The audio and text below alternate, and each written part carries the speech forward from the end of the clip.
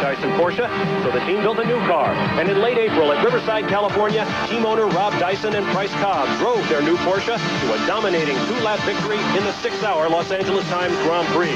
Rob Dyson knew then that his team was back on top. Last weekend, after a third place at Laguna Seca, California, before a record crowd on a hot day at Charlotte Motor Speedway, Drake Olson and Price Cobb turned to water-circulating cool suits to fight high temperatures in their car. They then fought off the likes of reigning World Endurance champion Hans Stick in the number 5 Porsche and ran away to end a streak of 6 different winners in as many Camel GT races this year, with their second win in 3 events on the IMSA Trail. Today, live on ESPN, Dyson Racing returns to Lime Rock to defend their Cinderella victory of a year ago.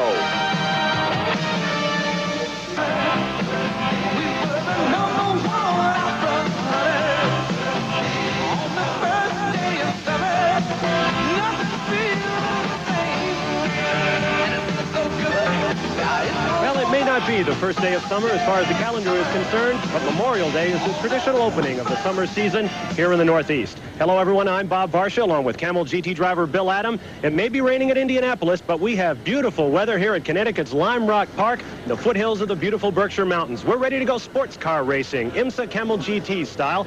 And here at Lime Rock, Bill, even though we have great conditions, it's a racetrack that can produce surprises. Well, it certainly did last year. We had a hometown boy, Drake Olson, winning very much of an upset victory over a veteran Brian Redmond in the Jaguar. And today could be the same thing. We have ideal weather. Drivers love to say it's too hot, it's too cold. Today's perfect. We're going to have great conditions for cars and drivers, and it'll be a fast pace because of this good weather. Now, we had a small controversy earlier in the week. In early qualifying, the Jaguars were fastest. They were bumped in a qualifying arrangement back further on the grid.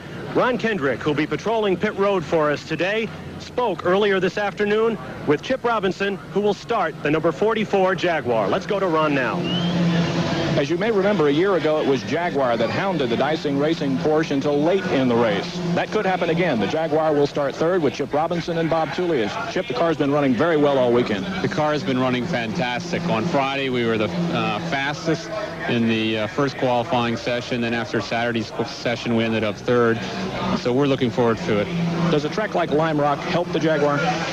A track like Jaguar, or a track like Lime Rock helps the Jaguar. Yes, and the reason is because the turbos do not get a chance to use the horsepower. You know, a turbo needs a long straightaway, and of course here it's short, and they don't get a chance to use that. So we will be at definitely less of a disadvantage than we're usually. The Jaguar folks also say that this year it may be Jaguar in front and Dyson chasing. Bob? Thank you, Ron. We'll be watching the progress of the Jaguars throughout the day. They could be the fastest cars on the track here at Lime Rock. Welcome back. We are live here on ESPN at Lime Rock, Connecticut. A 1.5-mile course, 6 turns, and it's a real handful for every driver in the field today. Bill Adam took a trip around in our special BF Goodrich Porsche camera car earlier in the day. Bill, how about giving us a lap of this Lime Rock circuit? I'm starting position, the second of BF Goodrich car. We enter the Lime Rock track from pit lane and approach a 180-degree right-hand turn number 1. This is a corner where a late apex is required, one that you actually get into the corner much later than you really want and tighten up on the second part right there. We exit that corner, getting back over the right-hand side of the pavement into a 90-degree left-hand turn 2, being very careful to keep the car on the inside of the track. We want to keep set up for this corner. This is another 90-degree right-hander, but it leads onto the back straight, and one where momentum is very, very important to keep the power down. Look at the bumps. Look at the way the driver's hands. You've got to fight the wheel at this point. It's a difficult piece of track to accomplish braking on. Setting up for this corner, one of the most dangerous on the track because of the hill that we're approaching. Right here, the faster GT cars are actually lifting off the ground, and wings have to be installed to keep them stable. A brief shot up into 4th gear along the straight and hard braking for a 90-degree right as we feather the power and then back under hard acceleration. Cresting a hill and back down towards the front straight. Gentle braking, easy through this corner. You want to get the power down, but you just can't until here. Hard on it. We use the 800 horsepower. We complete our lap of Lime Rock. Thank you, Bill, and thank you to Jochen Maas, our chauffeur, on that trip around the circuit. As the cars roll out to begin heating tires and getting engines up to race temperatures, let's take a look at the field as they line up for the Lime Rock Camel Grand Prix today here at Lime Rock Park. Starting on the pole, in something of a surprise, the Dyson Racing Porsche 962 to be started by Drake Olsen, a big crowd favorite here at Lime Rock. On the outside front row will be the first of two Ford Mustang probes. Bryce Cobb, you see there, will be co-driving with Drake Olsen. On the outside of row one will be Pete Halsmer driving solo in one of the two Ford Mustang probes in today's race. Halsmer, a turbo veteran. He knows that car well. On the second row on the inside, one of two Jaguar XJR7s, Bob Tullius and Chip Robinson will be driving. They are up on power. This is their kind of race course. On the outside of row two, the second Ford probe to be driven by Tom Gloy in the absence of Ford lead driver Klaus Ludwig, who is ill and back home in Germany. Moving to row three on the inside, defending IMSA Camel GT champ Al Holbert driving a Porsche 962. Alongside will be Bob Wallach in a Porsche 962 as well. He'll be co-driving with Paulo Barilla. Row four. On the inside, we'll see Brian Redmond, who challenged Drake Olsen all the way to the finish last year here at Lime Rock. He will be co-driving with Hurley Haywood, who has more starts in IMSA Camel GT racing than anyone else. Moving back to row four, on the outside will be Darren Brassfield in a Porsche 962, co-driving with European racing veteran Jochen Maas. Jim Busby and John Morton in a section Porsche 962 will start in 9th position. Cyril van der Merwe and Doc Bundy in the Corvette GTP, rounding out the top 10. Drake Olsen brings the field down onto the long front straightaway here at Lime Rock. We're awaiting the green flag. They bring their cars up to speed. The flag is waving and we're underway. We've got a great start. Car number 07, the Ford Probe, really took a strong start and has led them into turn one with Drake Olsen right in his tail. The second Ford is in third and Jaguar in fourth. Now that's something of a surprise. The Fords were having electrical problems with those complicated 2.1-liter turbocharged engines. But the 07 car with Pete Halsmer has jumped into the early lead. They're very, very sophisticated little cars. And quite frankly, I expect the Porsche to be able to out-drag that car at the start. But they just got the car up on boost, used the horsepower, and he's really pulled out a nice lead. A very safe start, too. No contact with any of the cars at that point, Bob. First time up the uphill right-hander onto the back straight here at Lime Rock. No problem yet. Cars will go airborne as they crest the top of that hill throughout the day. Right now, Pete Halsmer jumping into the lead, and Drake Olsen is about as close as you can get at these speeds. Well, Drake is awfully tight. This is his home track. Very, very comfortable here. You watch him challenge for braking down into one. There is Drake Olsen. He's trying to outbrake Pete Halsmer. He's got it. There's contact. And there's contact. He made it past. We expect to see lots of contact. Very tight track, even tighter than it looks. We took a lap around earlier in our BFG camera car. Very little space to pass. You saw Drake Olsen execute one at about the only point on this racetrack where you can do it, going into Big Bend. All the rest of the corners on this track really present unusual challenges. They don't offer good, safe spots to pass, and the front straight is the best to do it on. Let's see if Pete's planning on staying close or possibly re-challenging. You know, the way Drake's pulling away right now, I think he's got to be running an awfully hard pace. Just getting his wheels up on the curve there a little bit. He's charging. Drake Olsen will tell you he is one of the more intense drivers on the series, and he knows that this is his home course, and his fans are rooting for him. He's putting on a show in the early going. There's a good look at young Drake Olsen, 31 years old, out of Bridgewater, Connecticut. Perhaps the most meteoric rise of a driver ever in Camel GT history. Well, sorry about that. Drake is always very fast, no matter which track we go to, but this one here, it is something special. You brought out an interesting point. The fact that he's a hometown boy gives you an added incentive. You want to do well for all your fans and your friends that come out, and Drake's certainly putting on a show right now. There's a great battle right now for third, fourth, and fifth. We've got the other probe involved, the Jaguar, and I believe that's the Holbert Porsche. Two Holbert registered Porsches running in the race today, one being driven by Al Holbert, the number 14, the familiar car in which he won the series championship last year. But Derek Bell, Al's co-driver, has another car, the car that won the Daytona 24 Hours for that team earlier this year. Derek Bell and Al Holbert in separate cars. There you see the battle. That is Tom Gloy battling Chip Robinson, the number 44 Jaguar. We've got Holbert going to try up the inside on the Jaguar. He's got him, too. Beautiful pass by Al. That's one of the Porsche's strong points, and the viewers can see that all day. Oh, no. Now, here's the 67 VF Goodrich Porsche on pit road. This has got to be a problem. It's much too early to be in for pit stop. Jim Busby at the wheel, and they're taking the engine hood off. Well, these could be serious problems. Lime Rock is not a track you want to get down on early. anytime that hood comes off, you know you've got something out of the ordinary. It's not something that can be easily remedied. Olson made the pole at a speed of 115.593 miles an hour, just over 47 seconds a lap. So you can be put a lap down in a big hurry. Here comes Olson down the front straight. Fourth probe right behind. Well, this battle back here is really shaping up. Look at Holbert. He's charging, and he wants to close up on Tom Gloy in that second probe. In fact, he's almost made a try up the inside there. Tom Gloy holding off Al Holbert. Great battle for third place as Drake Olson moves away, followed by Pete Halsmer in the other probe. Now the probes are, whoa, we've got an open driver's side door. Gloy's door is open. Oh, that could be a problem. We may see a problem. Ron Kendrick is down in pit road where the BFG Porsche has just pulled away. Ron, what's the story? Well, it was a very quick stop for them and had something to do with the turbocharger. They just made a real quick adjustment to it and sent him back on his way. Well, could it be, Bill Adam, we're looking for more turbo boost in that car this early? I doubt it very much. I would expect that possibly the boost was set too high. What can sometimes happen is you try and get boost settings proper, but the temperature difference in the car vary them. You see the pack battling for third, running through the shimmering heat of the first stretch, and Al Holbert ducks inside Tom Gloy. I started to say the last time he did that to the Jaguar, you can really notice the stability of the Porsches at this point. They're a very good, strong chassis, very stable. He's getting in there very, very late before he puts his foot in the brakes, and yet the car isn't weaving or bobbing across the track at all. Very stable platform. We're now hearing that the problem with the 67 Porsche is we watch the leaders lapping the slower cars around the field. Big field for this race, 29 cars taking the green flag. The word on the 67 car is a broken clamp in the turbo. They think they've got it fixed. You notice that front wing again in the Holbert Porsche we talked about in the opening. That's designed to keep the car on the track over that big jump on the back. A very dangerous part. And literally, cars have taken off and done 180s and 360s. Good look inside. The number 68 Porsche driving with Jochen Maas. Jochen, one of the better drivers out here. It's unfortunate we didn't get a real view of his talents here, but hopefully we'll get that back on just in a few moments. Good shot of the crowd there. Some 60,000 people. That would be far beyond the track record. Beautiful day here, some 80 degrees. We've got an incident out action. That's the number 06 car. That's Joe Vardy.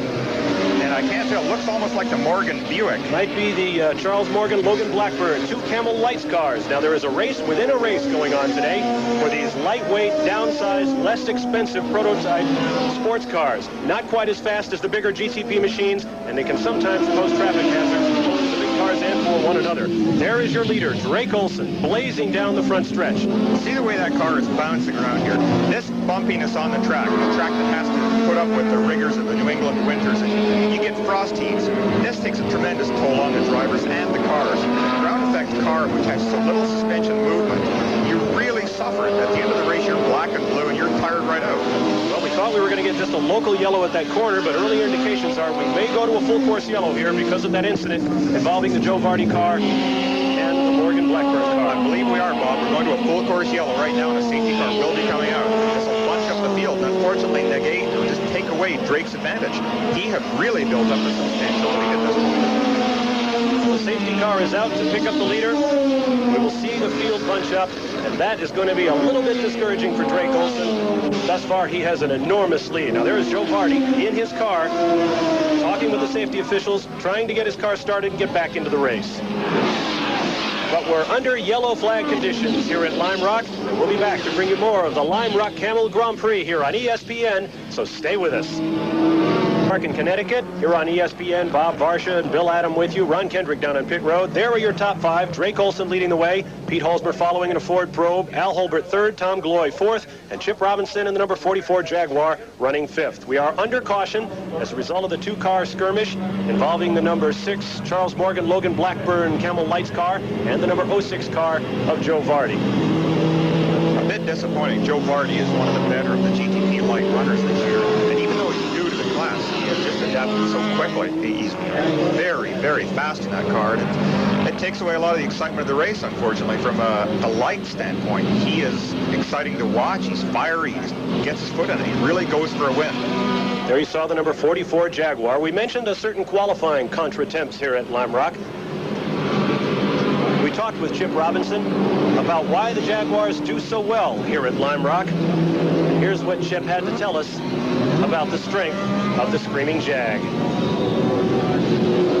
Well, the Jaguar here does very, very well. It's a handling racetrack. The turbos don't get a chance to use their horsepower like they do on a long straightaway. So clearly, it's helping us a little bit at this racetrack. Well, he's got a good point. To drive a turbo car here is very, very difficult, and it's the lag problem that we've spoken of before. You get your foot on the gas, and because that little wheel inside a turbocharger housing has to start spinning to get back up to maximum revs, you don't have the immediate response. With the Jaguar, you've got carburation. In the old days, now you have a direct fuel injection, and it's a very immediate horsepower. You put your foot on the gas, and you've got 700 horsepower. There's poor old Joe Vardy sitting out there, and I'm sure he's not enjoying this part of his afternoon. The 06 car, that is a Buick Alba powered Camel Lights racer. Oh no, we got a little bit of a problem with 67. Obviously, all is not quite right with that car. Second stop for the BF Goodrich Porsche 962. This is still a brand new car as well. It replaces one that was destroyed. And I think they actually only got a very few laps on the car running it to the last race before they run into problems. And haven't really had a great deal of time to do much development on it. These are probably just niggling little problems. Nothing major, just little things that keep you out of the race. They're working on the inside driver's side door and letting him back out once again. Ron Kendrick is on the scene down at pit road. Let's go to him now.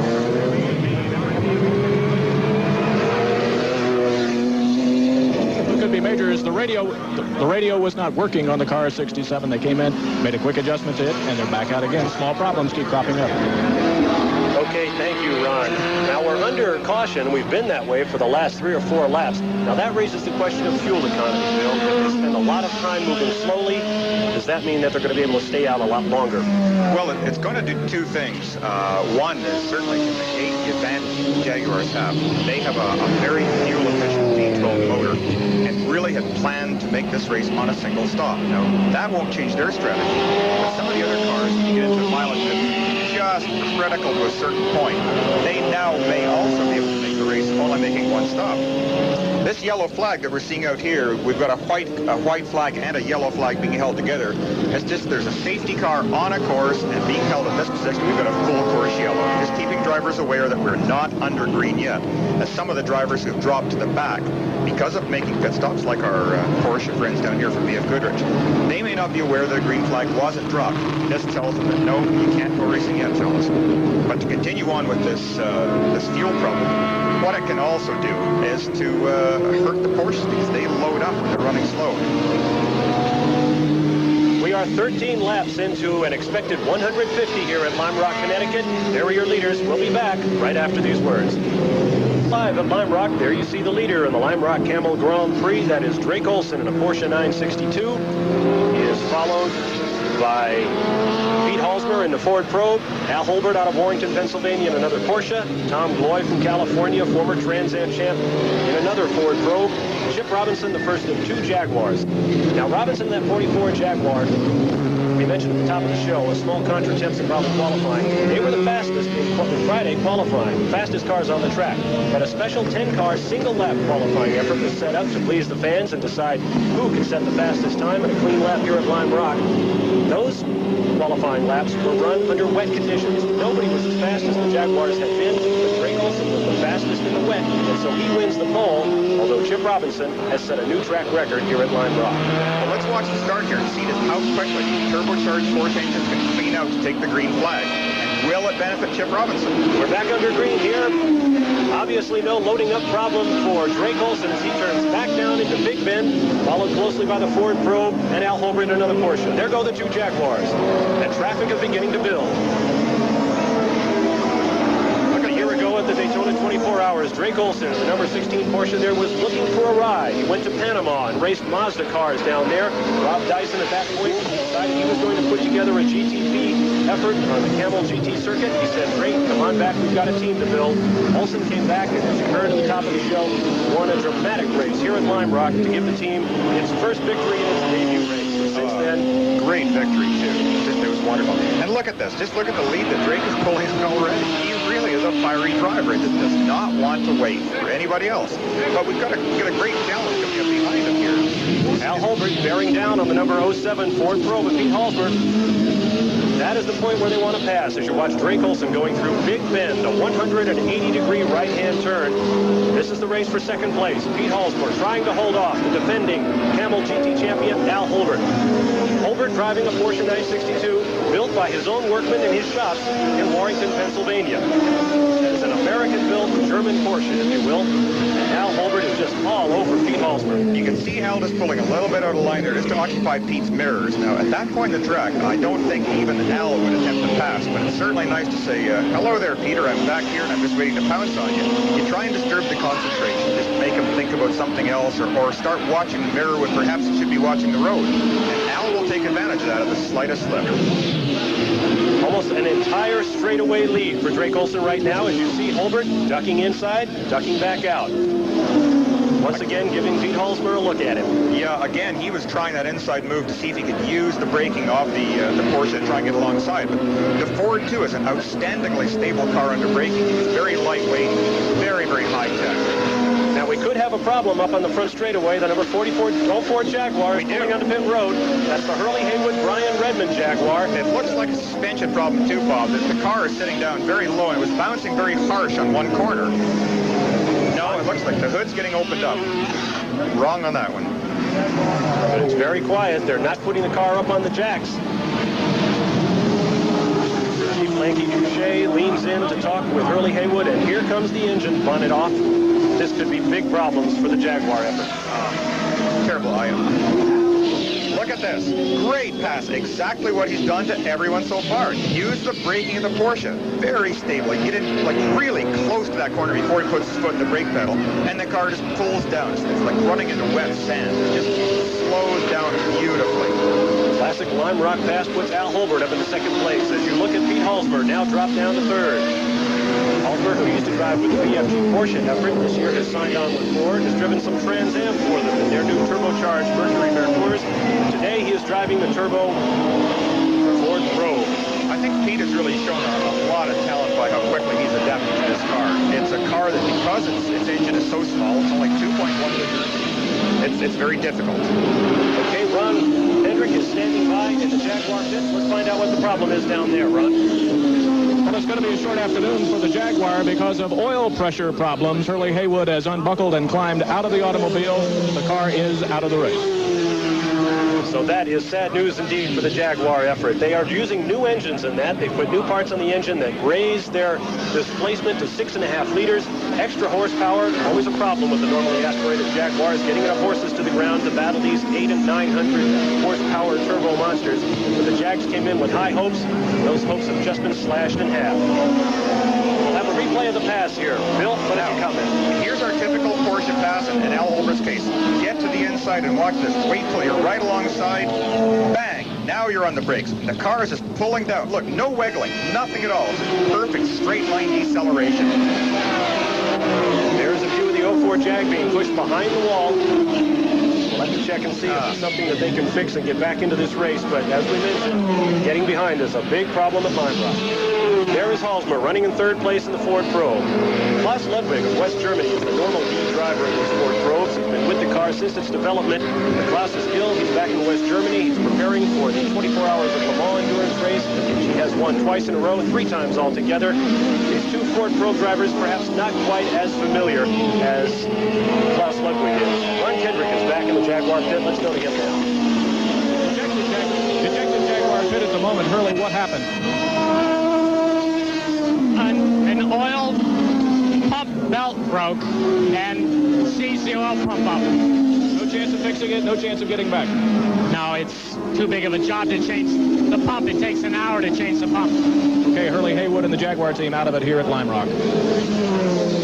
Well, so much for my ability of mechanical prognostication. They are gone. Really sad, you know. Oh, no, look at this. Now, that's the Morgan Blackburn Camel Lights car. Either he's got a serious problem with aerodynamics or he just wants to keep his feet cool, but it doesn't look like a good way to spend a day at Lime Rock. That's a Buick Tiga, or Tyga, if you're from England where those cars are built. Charles Morgan and Logan Blackburn. He must have gone off again and taken off the front end of that car. He's going to have to stop and get a new nose piece. Yeah, although it doesn't appear there's any structural damage. You can see the aluminum boxwork between the wheels there, and it's unwrinkled. There's no marks of any contact at all. Hopefully they will have a spare ready for him when he comes into the pits. He will rate them ahead of time and say, all right, fellas, get the nose ready and we'll put another one on. And he'll get right back out and rejoin us here. Good representative of the Camel Lights class. 15 cars in that class, triple what there were a year ago. Booming class for IMSA racing. There is your leader. That is Drake Olson, ducking behind the hill, making his way down what's called the zigzag here. He'll have the hard right-hand uphill climbing turn. Very, very extravagant sensation for these drivers. In qualifying, some of those cars were going right up off the ground on that turn. Here's a good look. You're approaching that sharp uphill right-hander with Jochen Maas in the VF Goodrich car. That's right. Like you can see Jochen just pull up on the car just ahead. And we're getting alongside. We're approaching this 90-degree right-hand bend. It's another good spot for passing, but you have to have a run at it. Now we're going to start downhill. A really fast section of track for entering the front straight right here. This is very quick, and the cars bounce around. Here is the man they're chasing, Drake Olson. Because of his meteoric rise in Camel GT racing, this 31-year-old driver has a contract to drive in Europe this year. He's run a couple of World Sports Car Championship races. He will be running at the 24 Hours of Le Mans. 12 drivers in this race today will be hopping on airplanes to go to Le Mans after this event. It's amazing. It really shows the prestige and I think the quality of driving in the Camel GT series. 12 of our drivers are going over to compete with the best in Europe. And Drake certainly, well, he's as fine as anyone. He's very, very intelligent, very fast driver, extremely quick. You see the shimmering heat on the front straightaway. Drake Olson averaging over 83 miles an hour after 20 laps of this 150-lap race. It's about 80 degrees ambient temperature outside. You can imagine it's a lot warmer than that out on the racetrack. Well, these cars can get up to interior temperatures of 140 or 150 degrees, and a day like this actually helps. It's so pleasant. There's a nice cool breeze.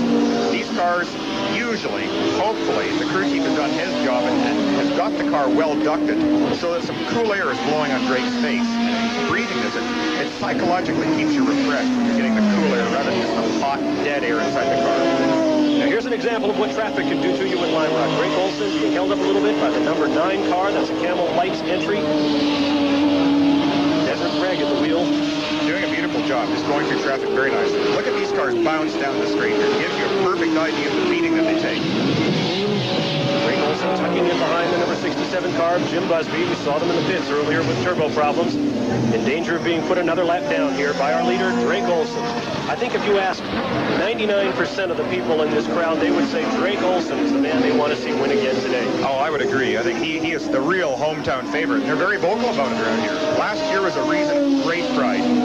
Another great view from the in-car camera. We're going around turn 1 here, just at the end of that long, bumpy straight. You can see Jochen just setting up to try and pass a Camel GT light car. He's going to use the horse parts available with the Porsche and get by. Just entering the back straight here, lots of bumps, but he's got 200-300 horsepower more. Just, whoa, almost gave a little nudge here in the back end. Now we're into this uphill turn. It's so dangerous. Here's our left-off point right there. Oh, just felt your stomach was very light there for a moment. Little braking into this corner for a smooth feeding of power. I don't know if he's going to, yes, I don't think I would have tried to pass there, but then again, I'm not Jochen Maas. Jochen Maas, world endurance champion in the past, thundering around this Lime Rock course, passing cars at will. He is really being aggressive. There is Derek Bell in the number 1 car with the blue headlamp covers to differentiate it from the number 14 car being driven by Al Holbert. Ford probes dashing side by side. Little Ford sandwich there. They look so pretty on the track. And here's our Jaguar. Now here's traffic once again. Deborah Gregg in a lights car being passed by Pete Halsberg, followed by Tom Gloy. Then one of the Porsches. I didn't catch what number. Oh, it's the base side. I think that's Paulo Barilla in number 86 there, following this Porsche. He's probably going to take a shot at getting past him here. Good, 3 cars nice here. Next, what happens is they get down onto the front straightaway, which every driver knows is the passing point. See how the horsepower compares. Whoa! I thought Paulo wanted to pass number 7 and 7 wanted to pass 07. There's a look at Pete Halsberg, an IndyCar driver in the past, very familiar with turbo power. Look at that. And Paulo Barilla has just waxed both of the Ford probes. Fantastic move. He cut them both at the one straight. Really, that outstanding piece of driving by Paolo. He seems to feel very much at home on this track, and right from his first laps, he's gone very, very quickly here, and he's very smooth. I'm really impressed with Paolo on this track. Now, that has been quite a struggle for that car. His co-driver, Bob Wallach, who is French, a former member of the French national ski team, was in Indianapolis to cover the Indy 500 for French national TV. Got very little practice time in the car. When he came here to Lime Rock, he went off course early on, got less time while they fixed the car. So young Paolo Barilla, heir to a pasta baking fortune in Parma, Italy, has taken that car out, leading here at Lime Rock his first time on this course, and he's doing just fine. Tremendous gaggle of traffic. There's a good look at young Barilla. Last year, his family produced 350,000 pounds of pasta just in Italy. I think almost enough to feed you, Adam. No, not quite. I do like my pasta. 24-year-old driver out of Parma, Italy. They won the Miami Grand Prix. Wallach and Barilla driving together. Now, there's the Derek Bell car. Good story behind that car. That is the car that won the 24 Hours of Daytona this year for for Derek Bell, Al Holbert, and Al Unser Jr. The car that Holbert had put up for sale before the 24 hours. A couple of people looked at it and said, no, I don't think so. Al said, well, I'll show you what it can do, and went out and won the toughest endurance race in the United States. Plenty of action still to come here at the Lime Rock Camel Grand Prix. We'll be showing it all to you, flag to flag, here at Lime Rock. So stand by. There are your leaders. We'll be right back. Back live here on ESPN at Lime Rock. There is your leader, Drake Olson, in the Lime Rock Camel Grand Prix. His best season last year, 3 victories. He's got 1 already in the bag this year, despite having to spread his time across the American and European racing circuits. Drake Olson leading, Al Holbert running second, Chip Robinson of the Jaguars showing third right now, Tom Gloy in a Ford Pro fourth, and Paolo Barilla in another Porsche 962 is fifth. Well, obviously, Drake doesn't appreciate the wonderful battles going on behind him. He's just barely going on his way here and stretching out a really strong lead. Driving very smoothly, too. He hasn't put a wheel off the track or got that car sideways at all. Good example of the speed of these GTP machines relative to the Camel Lights car, as Drake just blew by Don Bell, one of the leading Camel Lights machines. Almost too fast to keep on camera. Drake Olson. Yep, pitching and bumping down that straight. He really do take a tremendous amount of punishment. Drake picked up this ride with the Dyson team last year and just absolutely ran with it. Made the best of his chance. It's safe to say this. Whoa!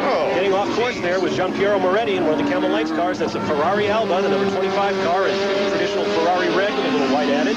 That could have been very, very dangerous at that point. He dropped the left rear wheel off, and Drake was trying to pass him on the right. And by a left rear wheel going off, that would have pitched the car to the right and could have taken our leader right off the track. Olson making quick work of Moretti.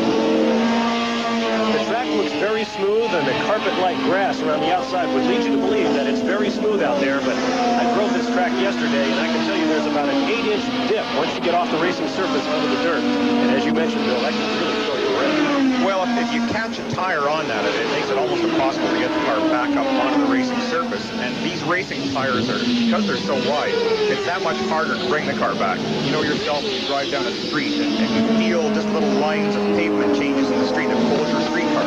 Well, that looks like one of the Ford Probes off out at the zigzag. We'll try to get a closer look at that from the rear. I guess it's one of the Ford Probes. It looks like it. I can't tell what number it is. Could be problems for the Ford crew. We'll try to get the identity of that car over to you. One of the other Fords is headed down the front straight. We're going to look at it. Oh, the 07 car is still in the race, so that must be Tom Gloy in the number 7 Ford Probe we saw parked a moment ago. As Drake Olson continues his rounds. Drake just had the first little slider. Here he is coming up to lap the Conti racing car. We just got word it is the number 7 car that's off the course. That's very unfortunate. The faster of the 2 probes is now out of the race. So that's major attrition. Now there's an idea of the speed. The speed that Drake is carrying right now. That he has lapped the Conti car so early in this event. He's just flying around the track. Very fast pace being set by Drake Olson. There could be potential fuel problems. We talked with Drake Olson and asked him about that very question. How you get by a car that you want to pass at Lime Rock. Here's what young Drake had to tell us about passing. Anywhere I could. This place is so tight. But what it means is perhaps giving up a little bit, not closing in on them quite as tight as you want to, and waiting through a couple of turns and then closing the gap, getting your momentum up so you can make a quick, clean pass. And so that's really what I meant by that. Well, he sure did a quick, clean pass right there. Just did an excellent job, and he's done them all so far. The car is unmarked. No problems at all. He's continuing to run a very, very hard pace and try and stretch that lead as much as he can. Tight moment there with another Camel Lights car. But the thing that impresses me, Bill, is that he is driving, it looks like he's driving 10/10. He's sliding the car around so fast. I'm really wondering how hard he can push that car before it starts to bite back. He is driving very, very hard, and you can see the car is sliding right to the edge of the pavement. He's getting his two inside wheels up on the curb, the apex as far as he can. There's the scene on the backstretch. That's sad. I'm very, very disappointed because there's a good picture of Tom when he's in a little happier moment. Bad news for the Ford team. Now there's the 07 car, a sister car to the 7 Mustang Probe that's parked out on the back. This is Pete Halsmer's car. It looks fairly routine. You see Ron Kendrick standing by. We'll try to get a report from him as soon as we can about the progress of the pit stop.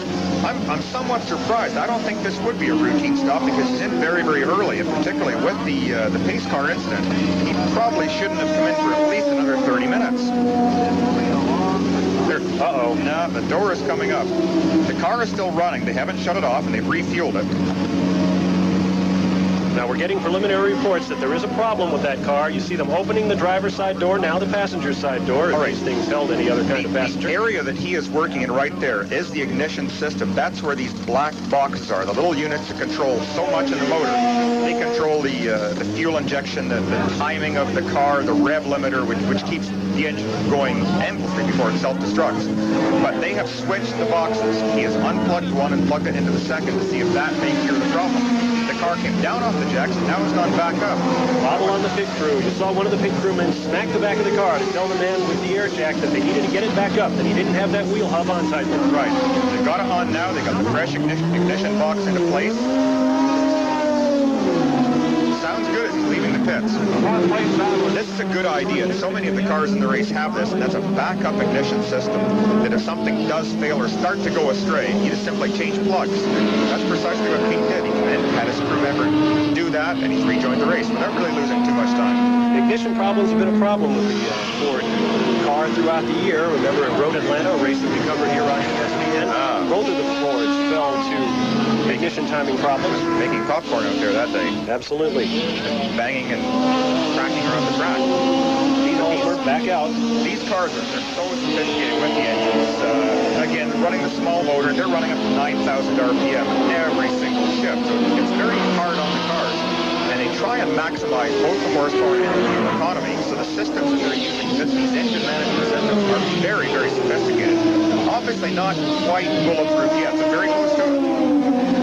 Down the front straightaway, Pete Halsmer puts a lap on Camel Lights champion Jim Downing. Now here comes a good battle. Doc Bundy or Cyril Vandermerver, I suppose, on the Ford Pro being passed by He's making his pass by waved yellow flags. So something has happened down there.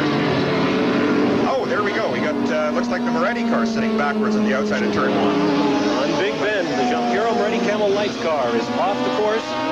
But isn't that an incredible... Oh, there we go. On the edge of the racing surface, but we're only showing a local yellow right now. No full course yellow for that problem. Corner worker saying, hey, Giampiero, let's get this thing out of here. Yeah, I think they should be able to move that without having a full course yellow. Maybe Giampiero better take the parking brake off there. The sand is very soft there on the edge of the track, though. Having a little problem getting that heavy car going. It's funny, you think of the GTP cars, the GTP light cars, really being very light automobile, but I can assure you that man is feeling it very heavy at this moment.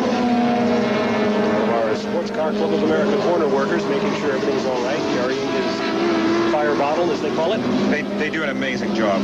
They stand out here, whether it's 100 degrees or 50 degrees and raining, and they keep working. Tremendous dedication. Still no full course yellow, so the racing goes on as Drake Olson draws a bead on yet another car. Just getting set. Now, there's a frustrating moment right there. 2 light cars passing, and Drake can't get by. He's boxed in, and he can only get by one at a time.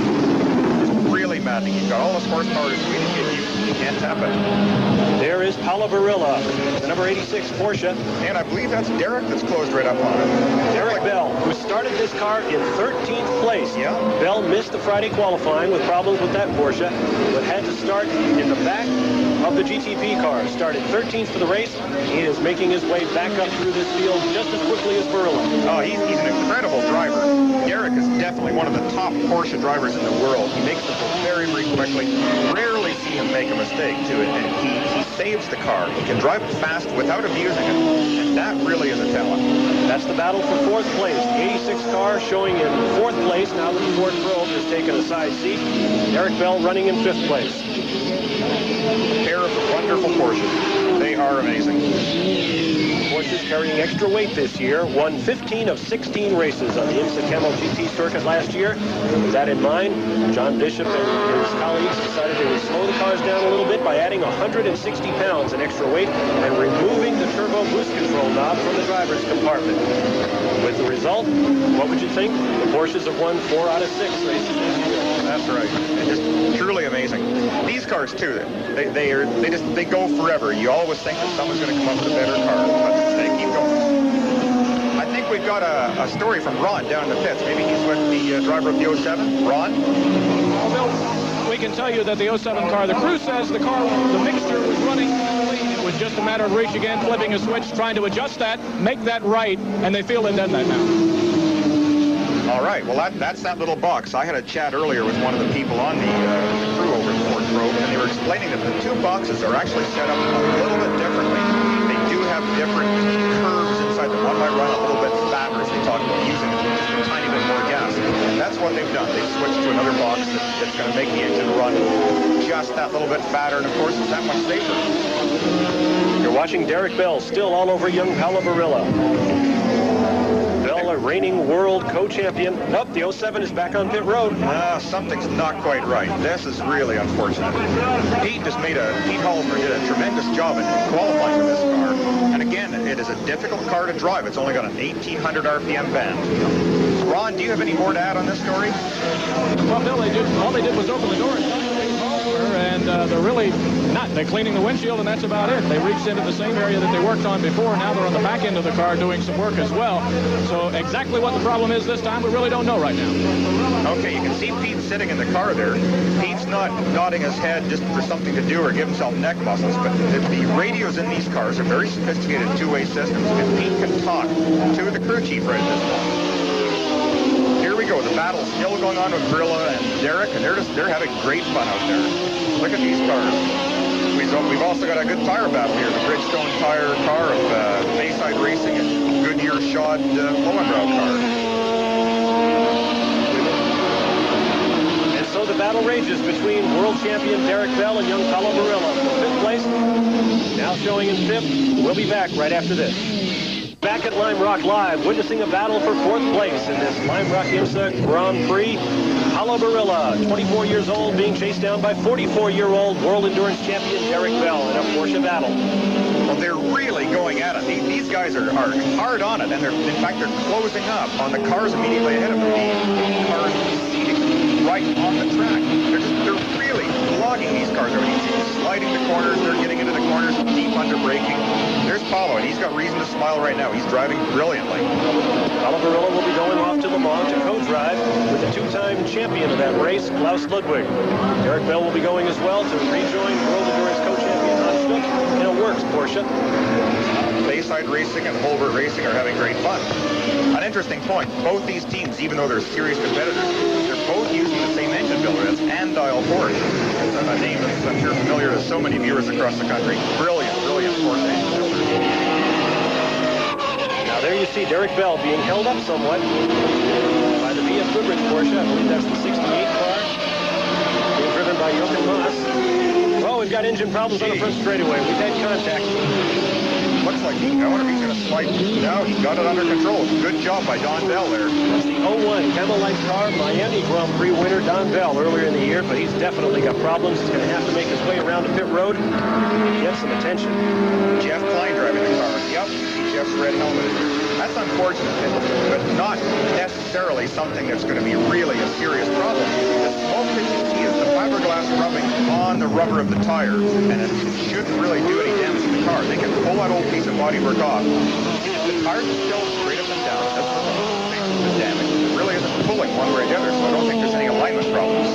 It's going to be a problem if he doesn't get out of the racing line with these faster cars bearing down on it, however. We saw a picture of Don Bell co-driving with Jeff Klein today. Klein holds the distinction of having won IMSA Camel GT races with 10 different co-drivers. Yeah, I think pieces flying everywhere now. We're getting debris all over the track. You see it getting run over by Paulo Barilla. Dangerous situation on the front straight here at Lime Rock. Yeah, I think he's got a new nose ready to go on. Try and rip what's left of that one off. Let's go down to Ron. He should be in the pits. They are changing the nose piece on the 01 car. The accident, I could not see it from my vantage point as to what happened. They have the new nose leaning against the wall. They're changing the tires. They're also changing some of the works on the inside behind where that nose cover goes. Jeff Klein continues to just sit in the car. They have refueled it, and the work continues feverishly trying to get the 01 car back into competition here, working on the nose very, very feverishly. Well, that was a bad break. I didn't see what happened either, but I do hope it's not anything serious. Oh, now they're taking the whole nose box off. This is a structure that really supports the fiberglass pieces, and they're just going to try and tear that off as quickly as possible. Get a new structure underway. Back up on the point, Drake Olson, the crowd favorite, continues to lead by less than 2 seconds. Olson out of Bridgewater, Massachusetts. There you see Al Holbert, the defending Camel GT champion, moving up behind. Now the 70 car is clean. That could pose blocking problems for Holbert. They're completing the front straightaway. That's where Al Holbert wanted to get Drake Olson, but he's not going to be able to do it this time around. Let's see how long it takes him to get around traffic. Well, Al is such a driver. He is the driver's driver. Very smart, very intelligent driver. There's no answer. It took him no time at all to get by the number 70 car of Pierre Honegger and David Loring, who are being shown as the Camel Lights leader right now. They have done an incredible job of qualifying this being astonishingly fast. David Loring is another driver like Drake Olson. He is a local boy, and this really is David's home track as well. So we have two locals leading the race, beating the best in the world. Al Holbert passing another lap car, trying desperately to get up on the tailpipe of your leader, Drake Olson. Holbert builds these Porsche 962s that are no longer manufactured for racing purposes in Europe. Holbert is driving a car there of his team's own construction, and in fact, the Bridgestone Porsche being driven by Paulo Barilla that you saw a few moments ago is also an Al Holbert Porsche creation. Beautiful cars. You can see that Al's front wing there is just keeping that car glued to the ground. Although it's strange, we noticed that the car immediately ahead of him, the Drake Olson car, does not have a front wing, and it's interesting that they have somehow found a solution to keep the front end of their car glued in the ground when they're coming over this crest right here. Talked with Price Cobb about that. He says that Dick Yagami is their aerodynamicist, a term very much in vogue in sports car racing these days. That Dick just did a little massaging of the front end, and they have found a way to keep their front end down without having to use the extra nose piece. There you see a good shot. There's the battle for first. Drake Olson slowly being reeled in by the cagey veteran Al Holbert. I'm sure that's something, that secret that Dick found is something that not any of the other Porsche runners will hear about, because the unfortunate disadvantage of this wing is that it puts a great deal of additional drag on the car. If you go down a long straight, it's something like sticking your hand out the window of your street car. You feel that wind push against you, and you've got this additional wing just holding the car back, just with an extra 2 or 3 miles an hour, maybe in this car's case. But they're so equally matched that can make a difference. Now, do you suppose that Drake Olson is looking in his mirrors, knowing that Al Holbert is back there, knowing that he's being reeled in? I'm sure he's aware of it. If he hasn't picked him up in the mirror yet, his crew will certainly be keeping advised of the plus situation. He knows he has X number of seconds ahead of car number such and such. In this case, it's car number 14. Well, the car such and such is the dreaded number 14 of Warrington, Pennsylvania's Al Holbert, the defending IMSA Camel GT champion. Lots more racing still to come here at Lime Rock on ESPN, and we'll be right back. At Lime Rock, Connecticut, Bob Barsha and Bill Adam with you. Ron Kendrick is on pit road, where you got a good look at the treaded rain tires that we thought on Saturday might have been needed for today's race. But the skies are blue, and we have perfect conditions for racing. And there is your leader, Drake Olson, whose pits you were just in. making his way around the track. We're just prepared to tell you, coming back from commercial, that Al Holbert was right on Drake's rear bumper. They overcame some traffic. Holbert dropped back to open the gap to get through traffic. Now he's making his way back up to Drake Olsen once again. Well, I think all these drivers are so happy that they didn't have to use the threaded or the dreaded rain tire. And today it really is perfect. The weather is just outstanding, and the people here are really having a great time. The race has been everything that everyone thought it would be. We have probably the finest GTP field that has ever been seen in life. Whoa, some dicing there. Drake Olsen got a little too close to the number 9 Camel Lights car being driven by Deborah Gregg, widow of the late Peter Gregg, who is probably the finest driver at IMSA Camel GT. Look what it's done here, too. Al is right up on the tail, and let's see if he wants to play a waiting game and maybe try and use the psych out, the pressure technique of just sitting and you fill up the mirrors with somebody else. Don't even try a pass. It's much easier to follow another car, and the only real disadvantage it has, sometimes you get a lot of oil on your own windshield.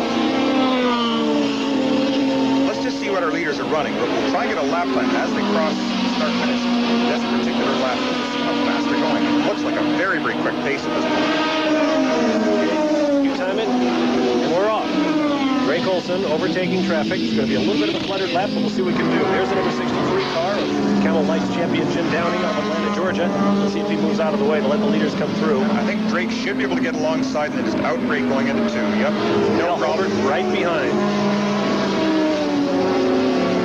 As we watch this battle and we time your leader, Drake Olsen, Joe Holbert is in second place. Now shown third is Chip Robinson in the Jaguar. Drake Olsen diving into the up-hand right-hander.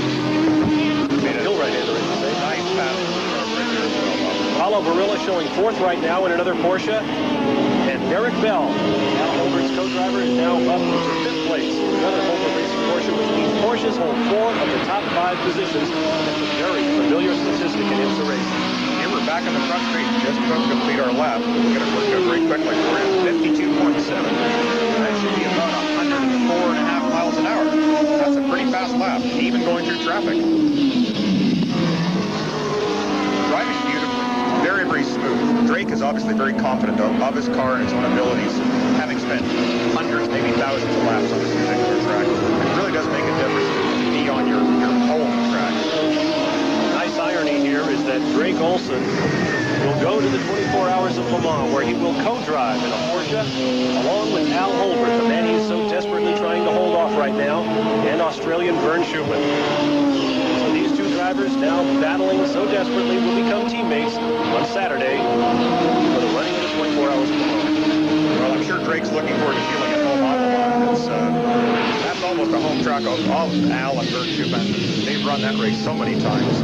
There you see the statistic. It's been a wire-to-wire drive so far for Drake Olsen, but he is definitely feeling the heat from the number 14 Porsche of series champion Al Holbert. Once more, through the long, sweeping left-hand turn called the S's. Onto the back straight. You know, it's so pretty around here. It almost looks like racing through a park. Not that I'm suggesting that you should race through parks, but it certainly is beautiful. Countryside is spectacular. It is a beautiful course. And now coming onto pit road as we watch Drake Olsen is a surprise. It's the number 52 Corvette GTP. Now this is a car already has 1 victory, has taken 3 pole positions thus far this year. A very, very powerful machine in the hands of Cyril Vandenberger. Now he's getting out, and co-driver Doc Bundy will get in. This is amazing. The Corvette has been so dominant in all of the races this year. A very, very strong car, a good chassis, a tremendously powerful engine. Let's get out of Ron and see if we can find out what's happening. Ron? Well, it's a routine pit stop for the Chevrolet Corvette. Doc Bundy is now in the car. Cyril Vandenberger alongside, helping him buckle into the car. They've refueled it. They've changed tires. Doc continuing to get things ready, get buckled in, windshield being cleaned. The car backs up just a little bit so they can put the fueling hose in. They had overshot just a little bit. The hose wouldn't reach. The door goes closed on the Chevrolet Corvette. Fuel is continuing to go in. The car is down off the jacks. They're ready to go as soon as the fueling has stopped.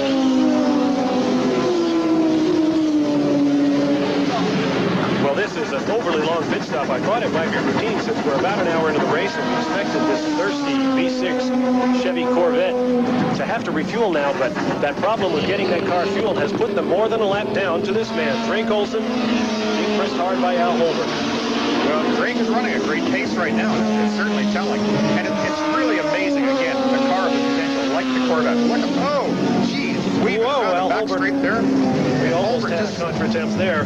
Holbert did a great move there to sneak through it. The GTP light car was used by Drake's engines. The battle continues between Drake Olson and Al Holbert. Now, Al could have a real good run coming down this last corner on the front straight. He will be carrying a lot of momentum. If he's going to make a pass, this may be the spot. Holbert closes Here it we up. go. Look at this for a replay on the back straight. The GTP light car was zigging and zagging. Got taken very much by surprise with the Dyson car coming up so quickly. And when he moved over, Al saw the opening. He used all his experience, got by perfectly.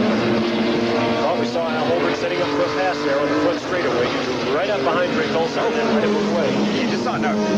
Drake has made a couple of little slips, and I wonder if he's maybe losing a left rear tire. The car just got loose there again. Start finish straight. We're getting this loose rear end. I don't think it's a suspension problem. It's possibly the tire is wearing out. They may have gambled a little bit on the cool weather to go with a softer compound tire. Sometimes you can do this. You aren't worried about the tremendous problems in the rubber. You gamble on this tire. This is maybe what happened, but because of the fast pace, they're running exceptional temperatures. We're getting down toward the time when we expect to see these leaders come in for a stop. Some 55 laps already in the book of this 150-lap race. An odd distance for these cars, whether you need to make this race on one pit stop or two.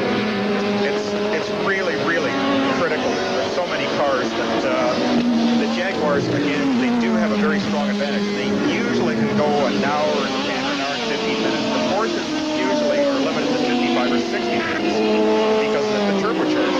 But with this yellow flag situation, this really changes strategy, and perhaps some of the Porsches can do it on a single stop. I would suspect that will be the case. Both cars continue to run beautifully. They're very, very strong, and they're fast coming down this front straight. Al is not letting Drake get away. Fantastic dicing here at Lime Rock Park, live on ESPN. To get a good look from inside our BF Goodrich camera car, there are your leaders. We'll be back to live racing at Lime Rock after these messages. At Lime Rock, where you're looking at Bryce Cobb standing by, cool suit, tube in hand, ready to take over for Drake Olson. About 80 to 85 degrees here. Very unseasonably warm here in Connecticut. Bryce Cobb will take over for Drake Olson, who has been setting a blistering pace. We are some 66 laps into this 150-lap race. There you see the car of Drake Olson. Well, everything looks very normal right here, but I think we're going to have something just in front of Drake. We can just get a little bit of a kick. There we go. Oh, Al Holbert. Oh, my. Al Holbert has passed Drake Olson. We have a new leader. And defending Camel GT champ Al Holbert has taken over first place. But the point remains the same. These guys are about to catch the fifth-place car of Derek Bell. Ahead, the third-place car. The number 44 Jaguar is not that far out in front. A blistering pace is being set here. Okay, here we've got the pass now. Look at this. His favorite place, right up the inside, coming down into turn one. Laid the brakes, even drops a couple of wheels in the dirt. Beautiful, beautiful job. That is really Al's favorite spot today. He's making good use of it. So Al Holbert is your new leader after Drake Olson led from the beginning of the race till the pass on lap 66. We're just about there, just trying to get inside the Conti car once again, and being lapped again. Blistering pace, unbelievable. We're definitely going to have a new race record here. The new race distance running 150 laps. The old record for the race was 103.5 miles an hour for a shorter race. Approaching 100 miles an hour at average speed, and without another yellow flag, we expect these speeds to climb as the race goes on. Just look at the traffic these fellows are working through right now, too. Unbelievable. You think your rush hour is bad at home? Oh, boy, you have to fight at 160 miles an hour. Once again, down the shimmering straightaway. Al Holbert pulls wide and clips a piece of fiberglass lying on the track. I hope that was something that he ran over rather than something coming off his car. Got a look there at Al Holbert, who in addition to being IMSA Camel GT champion, is also director of motorsports competition. Whoa, we've got a spin. Oh, and it takes out Drake Olson. the number 46 car. That is a Buick Hawk being driven by Whitney Gantz out of Laguna Niguel, California. And in trying to avoid it, Drake Olson spun as well. Everybody looks all right, but this is going to put Drake Olson way down. Oh, that hurts tremendously. Oh, come on, Whitney, get her going. You see Whitney Gantz spinning his rear wheels in the grass, getting back on the track. Everybody looks healthy. Good job. Whitney did a very, very nice job right there. 16 cars, no damage on it. But if you notice, while Whitney was sitting on the grass and Drake started to come by the front, Whitney actually put it in reverse to move his car out of the way and let Drake continue. Excellent job. There is Drake Olson. Now, he and Al Holbert were dicing so far in front of the pack, they anticipate, try to get confirmation on this, that Drake Olson is still in second place in this race, but Al Holbert is a long way out in front. Here's a replay. Look at this. You can see Drake in the background there. He was already sideways. He was aware that the RC car starting to spin, tried to take some sort of an action, and just watch this. Oh, we're not going to get a shot. I assure you, Whitney did a very kind move. There is Drake Olson trying to get himself back into this race. On top of a guaranteed purse of some $185,000, there's also a unique bonus pool available from the Archery Reynolds Tobacco Company. Each race, $10,000 goes up for grabs as long as the winner has not won previously this year. Good old Campbell Parapet. That's right. I think it'd be very charitable if they donated that money to us. I'd be inclined to go along with that. There's no chance of me being a previous winner every year. Although you have no excuse. You do some drafting. Now that I think of it, there is Drake Olson with their win. There is your leader, Al Holbert. They won the 24 Hours of Daytona, picked up a $10,000 bonus. Drake Olson and Bryce Cobb have won. They picked up the bonus. So if either of these cars should win, the bonus will roll over and there'll be $30,000 in prize money available later on. But for right now, Al Holbert isn't even thinking about prize money. He's got that lead and he just wants to hang on to it. Now, Al is just concentrating on the job at hand. He looks for each point where he wants to put on the brakes, feeling the car, back in, starting to slide to the front sliding. He's just driving at a very controlled pace and a very fast pace. You can see just ahead of him on the screen there, the Jaguar was just showing for a few seconds. He's about ready to lap 44 in 5th place. There's a look at the number 5 Porsche. That's being driven by Bob Aiken out of Ossining, New York. One of the owner drivers on the Camel GT circuit. He's co-driving today with Austrian Joe Gardner.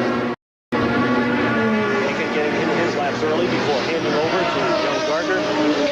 Another one of our race winners this year. The Aiken Porsche came through with a very, very good victory. Sebring really did an outstanding job. Despite losing a couple of wheels, they managed to win the 12 Hours of Sebring. In fact, they had a wheel come off here in practice. To watch the number 6 car, that's the Camel Lights car of Charles Morgan and Logan Blackburn, obviously taking a beating today. A little extra air getting in the cockpit there. I'm sure he doesn't mind it. He just doesn't want that door to go any further.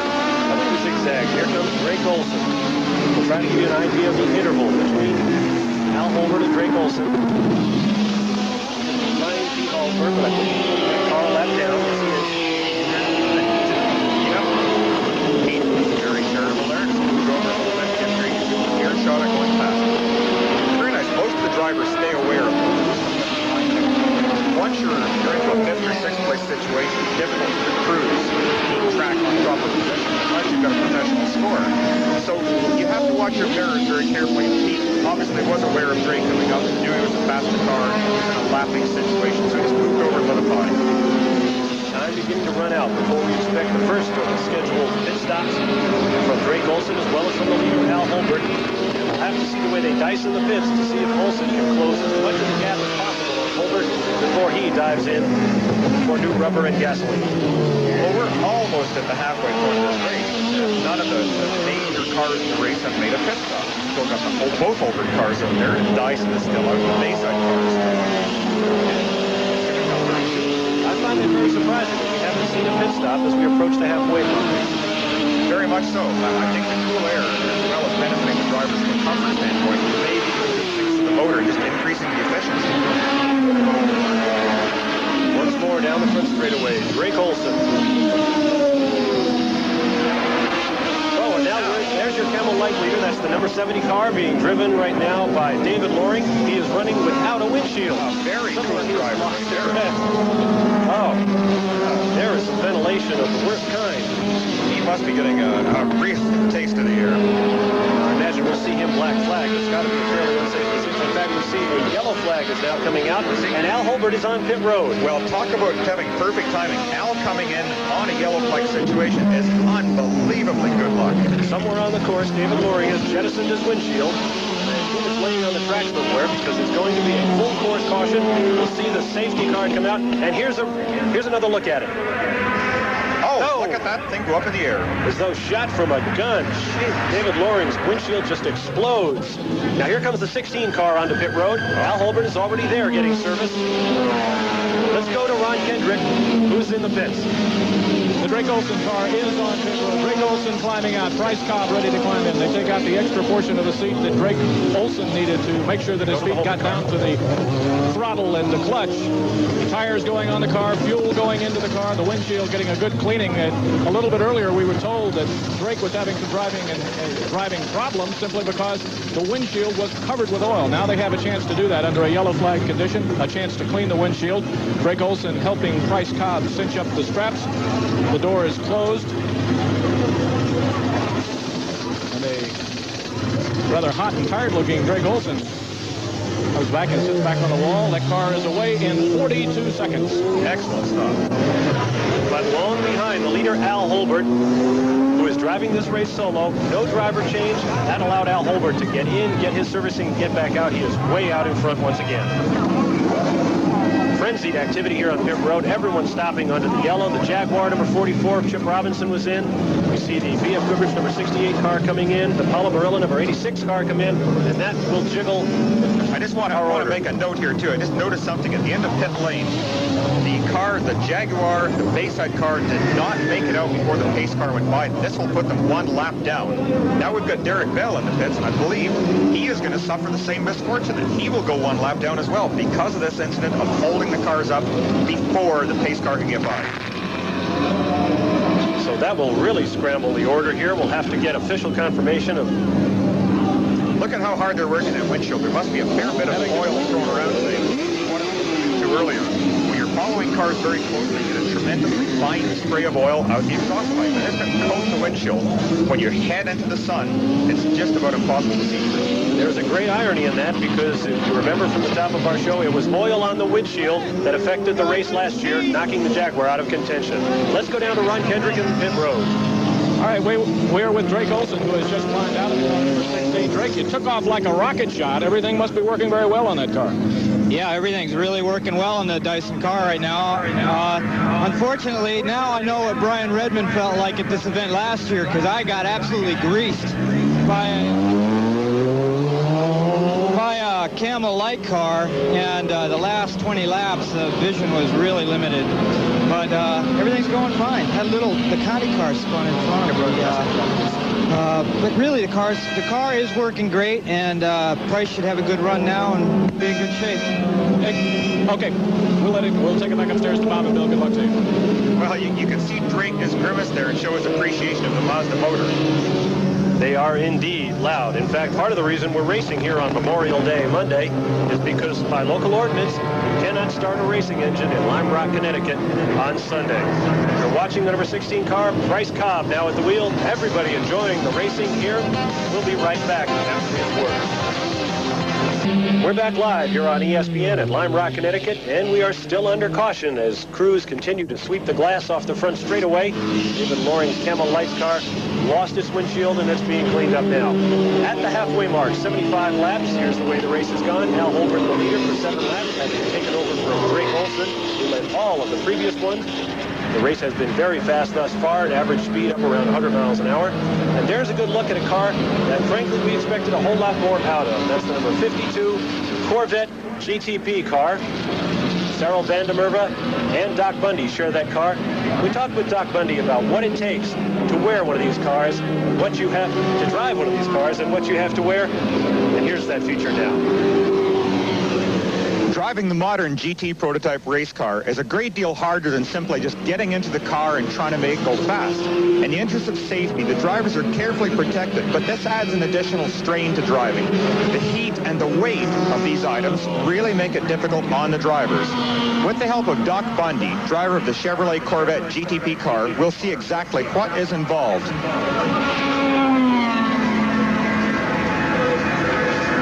Doc, barely has any protection and gets on weighing 164 pounds. To this, we're going to add a long Nomex suit getting Doc ready for bed, a double or triple layer driving suit over top, again, to keep fire away from the driver.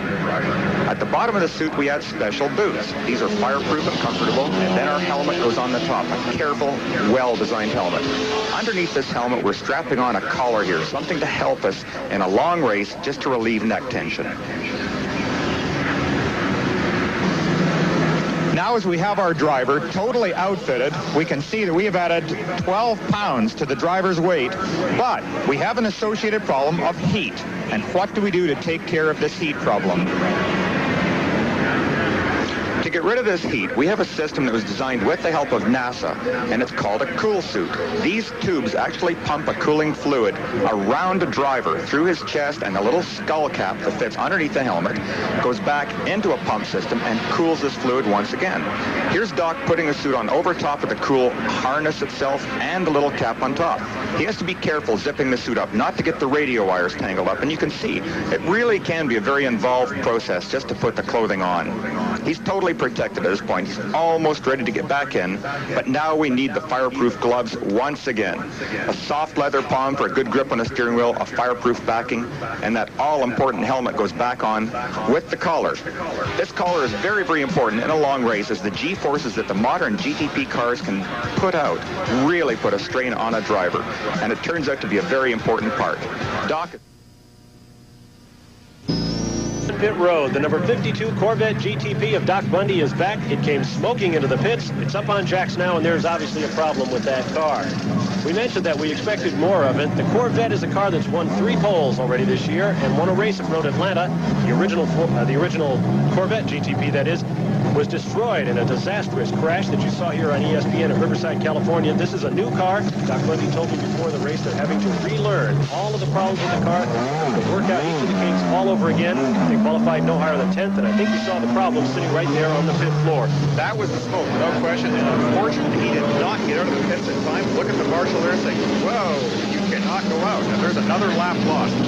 He must have run over something that cut that tire and put it up into the fiberglass, and there was the smoke again from the rubber rubbing on the fiberglass. Hopefully no mechanical problems.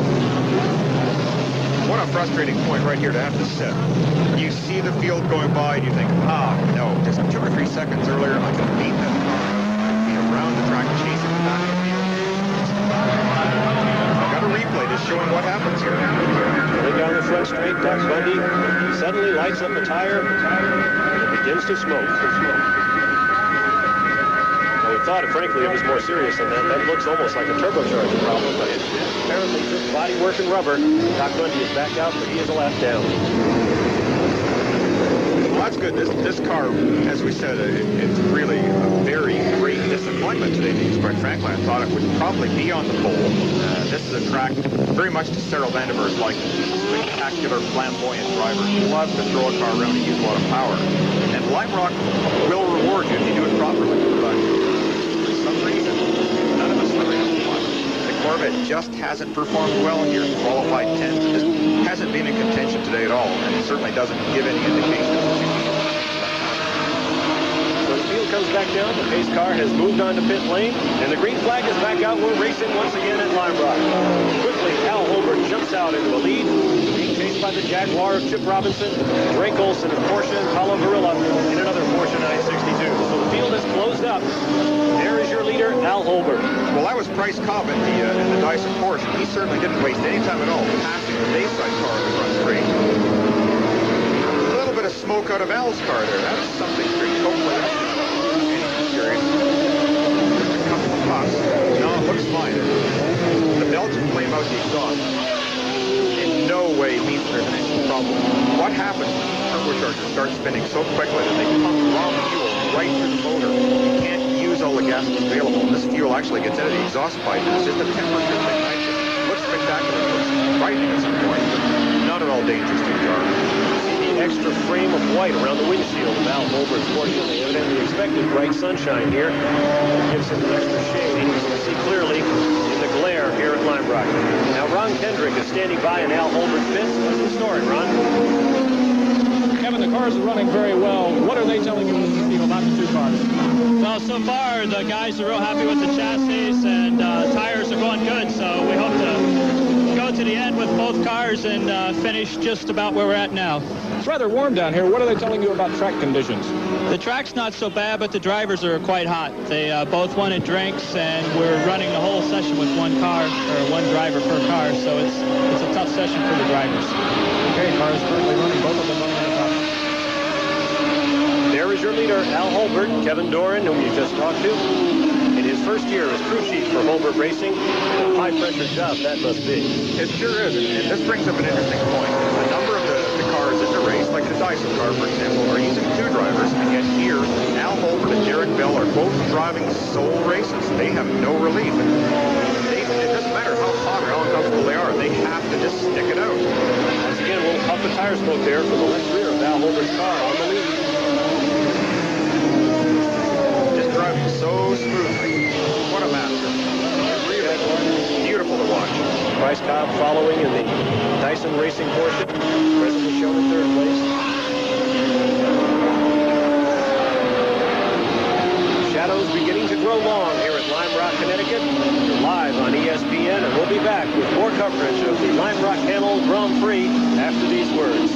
Quickly, let us update your scoring. Al Holbert continues to lead. Bryce Cobb now following the number 16 Porsche second. Derek Bell, Al Holbert's teammate, is in the second Holbert Racing Porsche in third place. There you see Derek Bell. One lap down is the 44 Jaguar with Bob Tullius at the wheel, and Bob Wallach, the 86 Porsche, follows. But moments ago, going down the front straightaway, the Dyson for first place was tremendous. Here's a replay of our pass now, Bob. Derek's car, look at the squig a little bit, they're braking, getting inside, a little sideways, and there was almost contact between the two cars. The same basic chassis, but Derek's car is set up a little bit different. Oh, now here's a real unfortunate break. The Bob Earl Pontiac Fiero, the GTP light car, which has really been such a spectacular new automobile this year, obviously got some serious problems. There's smoke or steam coming out of that. Although the car, we can hear it, it's still running, but it doesn't really look encouraging at this point for a class win. The car built by Spice Engineering in Europe for Pontiac, destined to be a customer car, came out with a spectacular splash after two races with mechanical problems. One, its very third race here on ESPN at Laguna Seca, followed with another victory at Charlotte, both times with Bob Earl at the wheel. A spectacular success in engineering to win early its third race out, but they've got problems now. Meanwhile, back up on the point. Here's Derek Bell running in second position now. Yeah, you can see a cat just in front that he really wants to get by. Making his way through traffic, that's the number 44 Jaguar, now being driven by Bob Tullius, team leader of Group 44. Derek Bell started that car 13. He is now up to second place. Oh, now that hurt a little bit right there. Going through the S's, turns 2 and 3. He just got blocked. Oh, geez, almost forced off the track there by Don Bell, the GTP light car. That was very close to losing it. Derek Bell out of Pagham, England, 44 years old. Boy, if you don't think that gets your heart going when that happens. There you got your foot in and 800 horsepower coming alive, and all of a sudden you're like, oh, wait a minute, you don't really want this piece of track. Got to look at the number 16 car, Bryce Cobb running third. Big traffic on the front straightaway now. See all these cars just popping and bouncing down the straight. Tremendous. The rear wings sometimes look so fragile on these cars, yet actually they're very strong pieces. But the amount of flexing and bending and bouncing it takes, it really shows you how hard it is to drive one of these cars. Derek Bell looking for a way around Bob Tullius. We're getting word now from Indianapolis. It is still raining, but no decision has been made yet about whether or not they will call it for today. Keep you posted. Well, stay right here with us for live coverage of the Lime Rock Camel Grand Prix. We've got a good one. Yeah, in my mind, we're seeing a much better race than the Indy 500 anyway, Bob. I've always been partial. Although you couldn't tell that, could you? Well, any race is better than no race, but we've got a doozy going on right here. There is Derek Bell. This is great. We've seen so many good battles, and here's another which just keeps continuing. Will Derek duck inside this time down the front straight? He takes a look at it. He's taking a shot at it. Oh, And he's got it. you see that sheet of paper between the cars there? Couldn't have fitted it. I can still read the name Lowenbrow, so I guess it's all right. A lot of cars going home with somebody else's paint on their fenders. Great close racing here at Lime Rock. Derek Bell, now Bob Tullius rushing up behind, says he wants that lap back. I think we're going to get another look at it here in a moment. Just get a rewound and try and show you just a perfect pass. Derek follows in the slipstream of the Jag, and just before we get into a braking area, duck outside and leave your foot on the gas. Wait for the Jag to brake, and there, right alongside, just brake one car length closer to the corner, and you've got a perfect pass. Couldn't have done it better. Derek Bell making his way around in second place. The boss man, Al Holbert, is up in first. A tremendous number of racing miles on this chassis. Oh, it's unbelievable. When this car first came out, it ran into problems with control, and people wondered, gee, is this going to carry on the Porsche name? Is it really going to be a strong car? But it has proven to be an absolutely fantastic chassis. Really incredible. And still to date, no one has built a better car. This has been around for a number of years. Derek Bell making his way around, passing at will now. What a driver Derek is. He has so much experience, so much talent as well. Certainly don't need to overlook that. He's a brilliant, brilliant driver. 20 years of world-class racing experience. Watching in action here at Lime Rock. Derek Bell has driven Formula One cars, lots of open wheels. And there is your leader, Al Holbert. He chooses his co-drivers very carefully, I can assure you. Well, he really couldn't ask for a better one than Derek. He is everything you ask for. He saves the car. He's a gentleman, too. He's delightful to deal with. Oh, I think we got an incident in the front straight here. Front straightaway. Shedding some body work out here. As the Porsche motor's serenely on. Yeah, there we go. That's what he's I think that's the number 9 Camel Lights car. That's the Deborah Gregg Dominic car. Dobson and Deborah Gregg. Maybe this is something going on that we don't know about. These people are just tired of being hot in their cars. They want to increase their cooling. Might be a whole new theory. A lot of action off of that turn. You see where the dirt is. Seen cars go off all day long. That time, I believe Dominic Dobson put a wheel off and had to follow with the rest of the car. Curiously enough, passed up the pit straight, though, and is making their way around. Showed Deborah Gregg still in that car, but I believe she has been relieved by Dominic Dobson. Well, again, it doesn't look like there's any damage. You can look at that aluminum substructure, although one side of it is down just a tiny little bit on the driver's. That's the right-hand side of that front end piece. But it looks fine. I don't think it'll be difficult at all to get another nose piece on. No, it looks like it's just minor damage. I think with a quick hammer, they should be back in business. It's amazing. Just this little bit of a respite will give the driver a real psychological uppance. You get the adrenaline flowing because you're going off track and think, oh my heavens, what am I doing out here in the grass? They'll get going.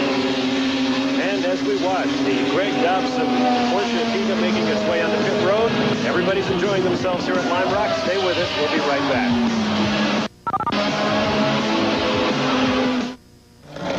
There is Al Holbert maintaining his lead.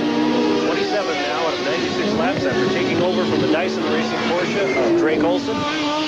Olson has now been relieved by Price Cobb, but Al Holbert is driving solo and driving well. Well, I think he wants to follow the Dyson example of last week. We had our first double winner in the 1986 Camel GT season. And Al Holbert, who normally just steamrolls the competition, this year has had more than his share of problems. He's very happy at this point. He's got his cars running first and second, but he really wants to win this race. He wants to get back on the winning track. And it's important not for himself, for his own psychology, but to get the crew back into the habit of winning and maintaining their usual perfect efficiency. They're such a brilliant crew. We are in round 9 of the IMSA Camel GT Series for this year. Last year, Al Holbert dominated the series, taking 9 victories in 17 races. The victories have come slower and harder this year. Yeah, I think he just demoralized people last year. He was so perfect. Nothing would ever go wrong. Winning 50% of the races is almost unheard of. Well, speaking about domination, here is Al Holbert being followed by teammate Derek Bell, and it is a 1-2 Holbert racing sweep at this point. This will be interesting here. I think normally Derek would be told to stay in second place because Al is the team leader. But if Al feels that he's experiencing any sort of problems at all, he would wave Derek past, and it would be strictly up to him if this happens. This would not be Derek's choice. 100 laps down, 50 laps remaining here at Lime Rock. Bob Barsha, Bill Adam with you. Ron Kendrick is down on pit road. There you see the gap between first place, Al Holbert, and second place, Derek Bell. Both driving Porsche 962s for Holbert Racing out of Warrington, Pennsylvania. It's almost like having a ghost in your television picture. Here you get the 2 cars. You just have to watch for the headlight covers. Derek's car has the blue covers. The one that's on the screen right there. That's number 1. Number 1 running number 2. There was much speculation early in this year that the extra weight added and taking the turbo boost controls in an effort to hamper the Porsches, slow them down a little bit, make IMSA Camel GT Racing more competitive, was in fact endangering the cars. But I spoke with Porsche veteran David Hobbs, who now drives for the BMW team, and Hobbs told me, don't worry about the Porsches. They have a way of coping. They definitely do. It seems that anytime anyone gets close, they just unveil one more of their magic solutions, and the cars are dominant again immediately. But to talk about a car being potentially more dangerous with the addition of 100 or 150 pounds, no, I don't believe it either. You could add that easily by having a very heavy driver. And there was one a number of years ago who ran the IMSA series. It was very heavy, drove with John Fitzpatrick, and they actually had to change the seat for him when he went for pit stops. Now, there were no problems because of that. I can't honestly believe that 100 pounds would make a difference. There's number 14, Al Holbert, who debuted the Porsche 962 in Camel GT Racing around 1983. Didn't win too much in the early going, but last year came back to 9 out of 16 races, 9 of 17, tying an IMSA record for single-season victories. And should he hold on, this will be his second victory of 1986, and it will also make Al Holbert all-time leader in IMSA Camel GT victories with 42. What an incredible job he just continues to do. Keep thinking that Al is going to slow down, or Al will do this, or Al will do that. Mr. Holbert just comes out and wins and wins and wins. And he gives all of us a target to shoot for. If anyone was asked what he would like to drive for, I can almost guarantee that you would have Al Holbert hard with one choice. Holbert Racing is the be-all and end-all of racing. No one is better. There is the Corvette GTP making its way around the S's. Sarah Vanderberger and Doc Bundy sharing driving chores today. That is such a beautiful car. Owned by Rick Hendrick of NASCAR Winston Cup fame. This is a car that I think ultimately will prove to be very, very good challenge to the Porsche. And it's like the first year that the 962 made its appearance in the Camel Series. It did have problems. It had transmission problems, and it had this problem and that problem. And I think this is what's taking place with the Corvette right now. They've got a brilliant chassis designed by Eric Broadley of Lowell Fame. And the bodywork, I think, is carefully done over at Jennifer. Very strong power plant. Good shot there of Sarah Vanderberg, one of the Corvette drivers on the screen. Whoops! Doc is dropping a couple of wheels in the third here. Don't do that, Doc. But the car, once they get their problems sorted out, it's an unbelievably fast car, and it's a very comfortable car. Very, very nice to drive, and all of the drivers have spoken very highly of it. As we mentioned, it is a very new car, replacing the one that was destroyed at Riverside, and the team having to work its way through the various handling and suspension problems created by the car that is so powerful. It's estimated this car can turn 1,000 horsepower, and that creates totally different problems for those who have to keep the car maintained. In an effort to tell you a little bit more about how these IMSA Camel GT cars work, IMSA, the International Motorsport, presents a track fact.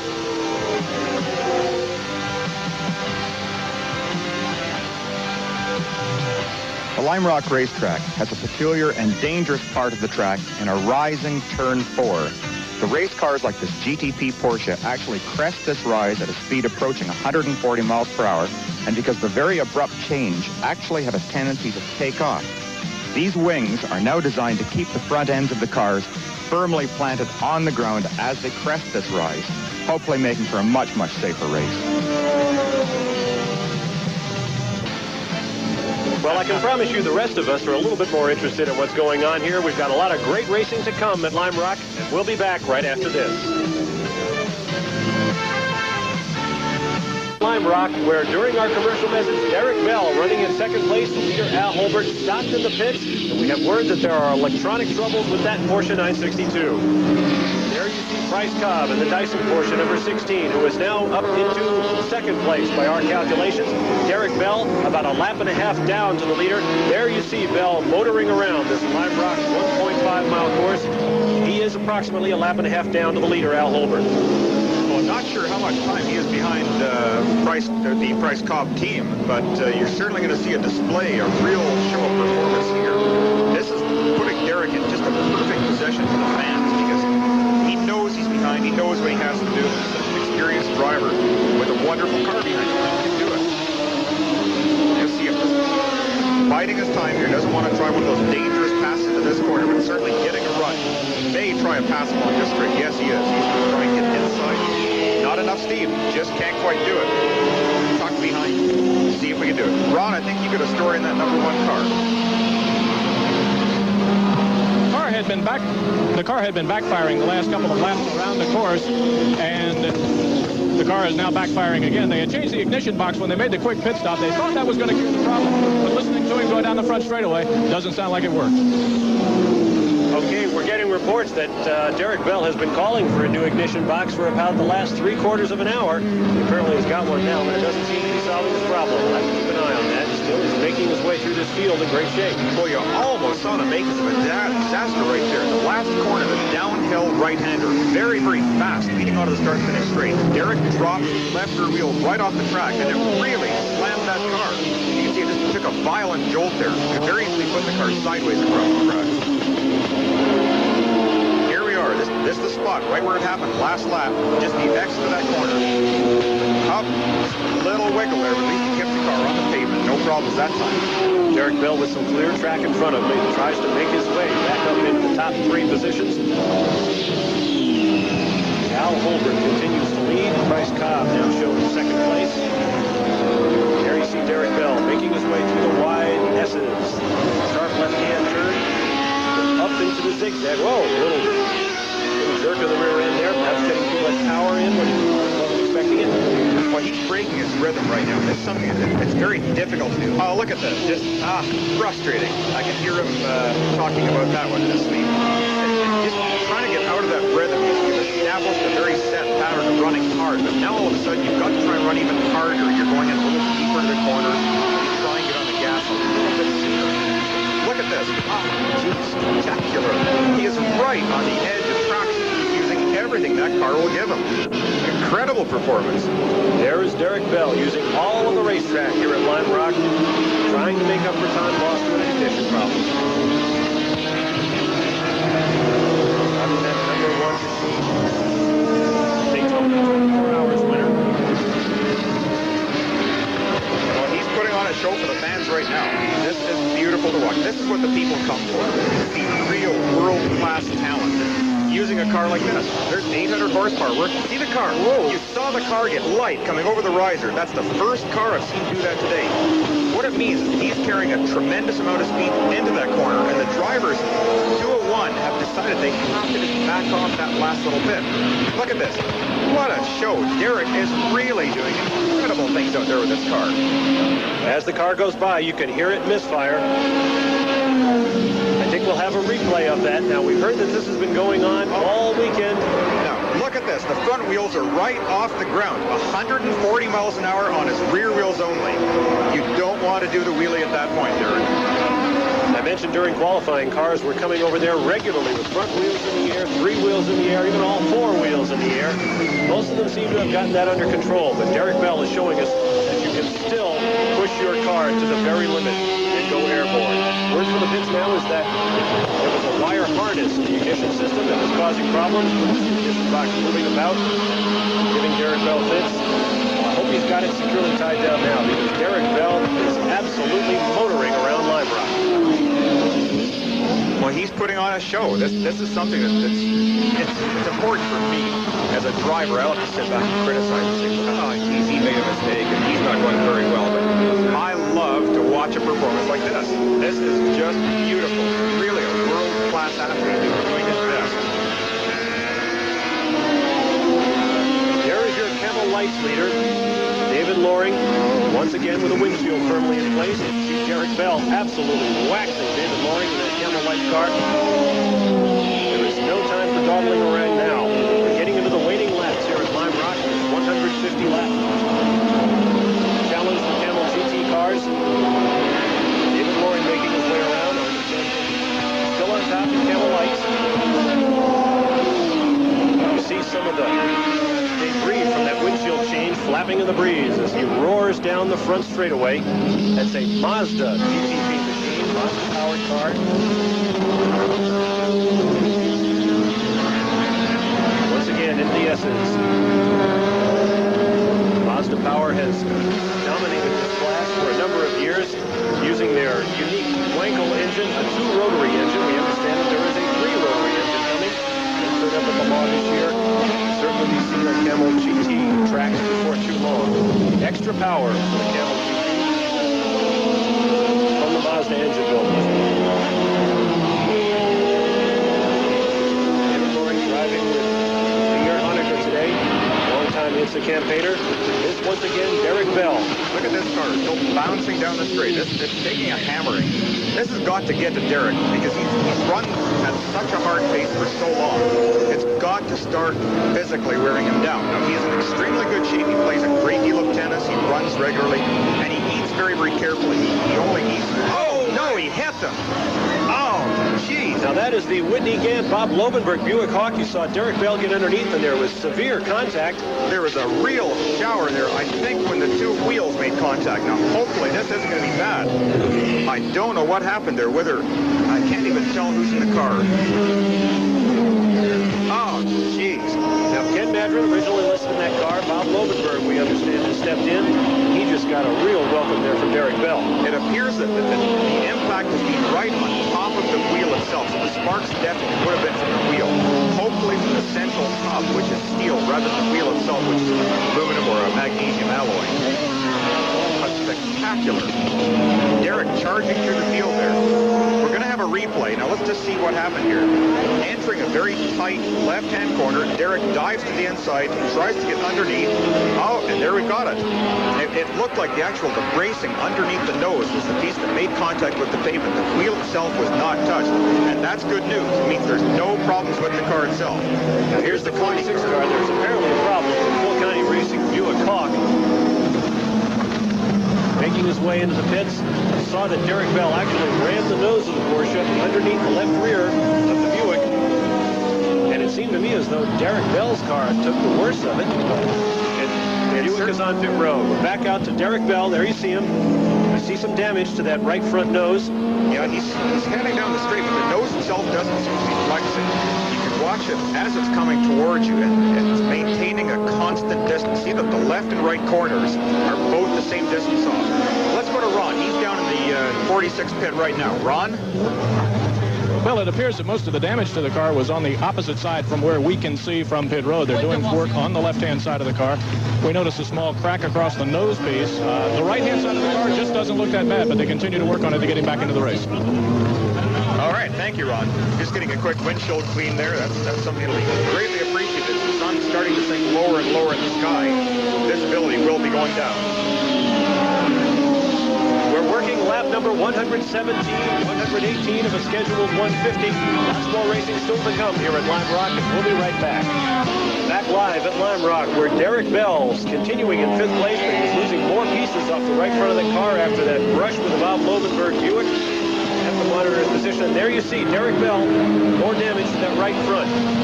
Well, I wouldn't be at all surprised to see a few more pieces fly off, just because there's bound to be something cracked there. There's a few shreds of fiberglass, but again, I don't think it's a real structural problem. That nose piece looks very, very solid. And the leading edge of the nose, the real critical part here, something that gives you the downforce, that itself hasn't been damaged at all. It's only directly over top of the wheel. Look at that. You see Derek just blocked a little bit of smoke as him blocking the left front brake as he goes into that corner. He's continuing to press hard. He's charging with this car. Really great job right now. Derek Bell sprinting around the Lime Rock circuit, hoping to get himself back into the top 5 positions, top 4 positions, currently shown as being 5th. He was running 2nd to Al Holbert, but ignition problems forced him to pit to get the wiring harness fixed. He has now got a healthy car, but after that run-in with the Buick Hawk about Lovenberg, he's got some cosmetic damage that may become worse as the race goes on. Well, this is fun to watch. I would pay money to come and see this. There's not very many places that I would do that.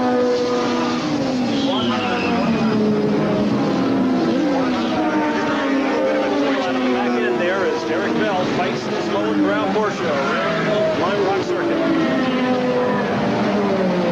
An exciting display of World Championship race driving by Derek Bell of Pagham, England.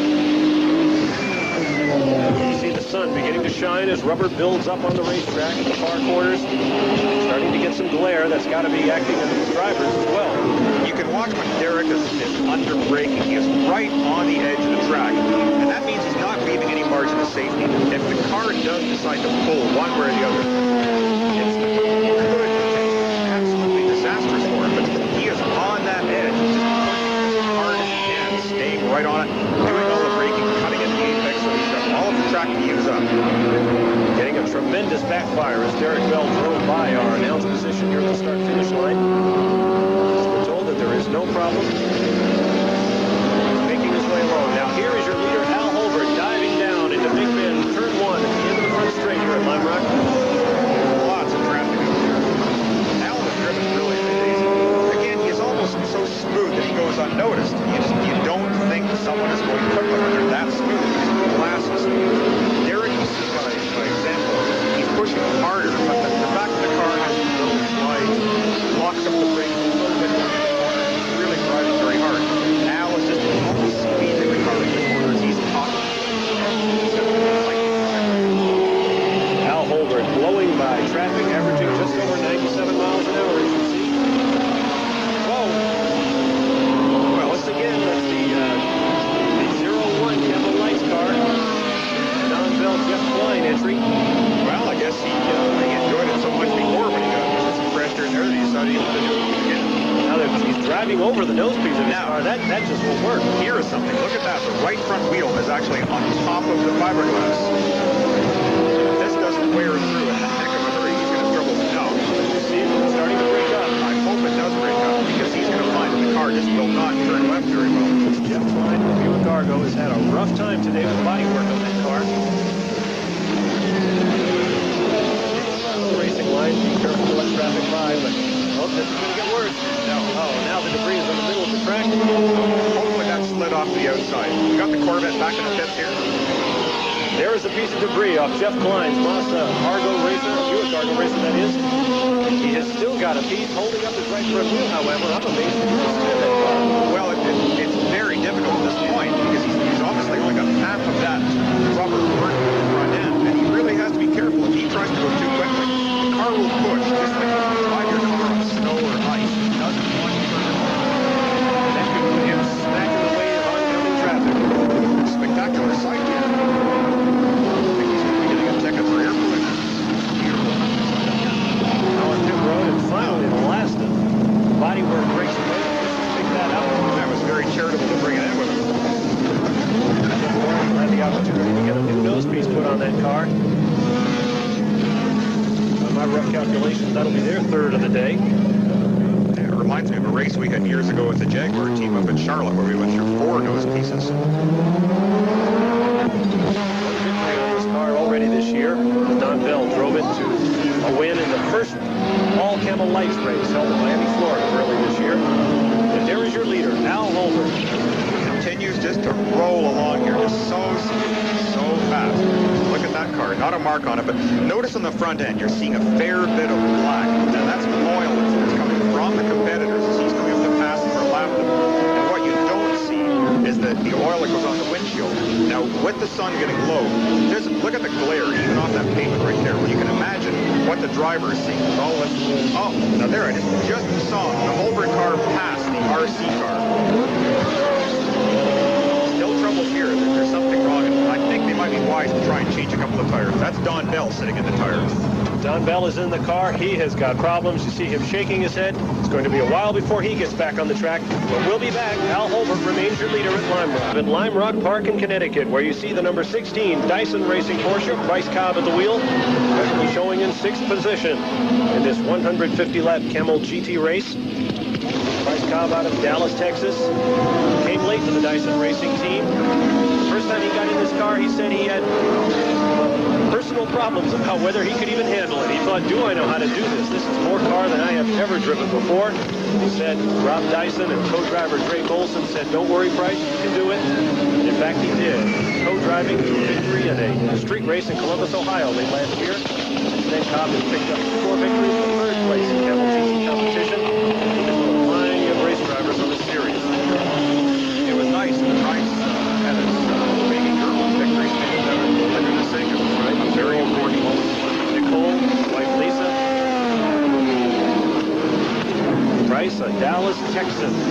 now falling in with a group of New England Yankees. The entire team lives within 10 miles of each other. Frank Olson of Bridgewater, Connecticut. Rob Dyson is home in Poughkeepsie, New York. Not a single German engineer on the staff maintaining this Porsche. Has to be something wrong there. I almost refuse to believe that. Maybe there's something hidden back. They're not telling us about it. Dyson says the only problem with Price Cobb is he can't always understand what he's saying.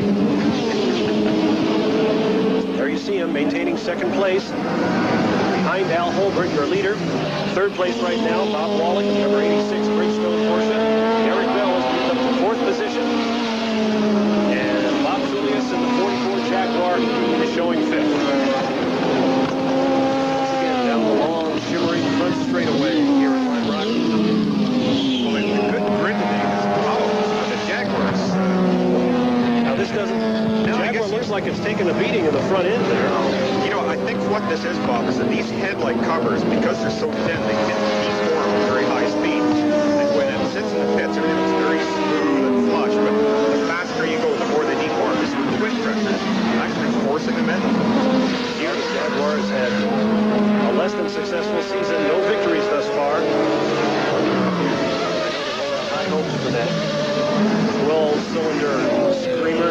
Probably the most romantic sound in all of motorsports is listening to that 12-cylinder non-turbocharged Jaguar just go screaming by. Yeah, I have a very soft spot in my heart for those cars. Lucky enough in 1983 to win this very race with Brett Julius and my predecessor in the car that you're watching right now. There's Bob, smiling again. They're great cars, but Jaguar really have their hands full this year. They've increased the engine capacity up to 6.5 liters plus. The cars that are designed by the very brilliant Lee Dykstra are going to go it alone. Lee is no longer part of this team, and I don't know if that necessarily bodes well for them. I think Lee is a very valuable part, very valuable man. Oh, gee, there's a spin. Rob Dyson took a left cross and sent him spinning. Bob Julius. I beg your pardon, Bob Julius in the Jaguar. Just as we talked about the car, and there we go. He's still running, so Tried to control that spin, but it just got completely away from him. This is MES's making a sharp right-hander. well, that was almost a tentative move that he was doing right there. He really didn't know whether to try and pass that GTP light or not, and got himself into a blind place. Here you're going to see it on the replay. Bob comes up to pass a light. Right there, he's inside. He should have gone in deeper into the corner, but no, he's not quite alongside. Tried to get on the brakes on the back of the car, starting to go into a spin. And he just keeps the wheels dead straight, going around, and it looks like he's off the track. No damage at all. Not even any fiberglass on the front end. The piece that hangs so low. Look at this. The front end is still unmarked, and that's good.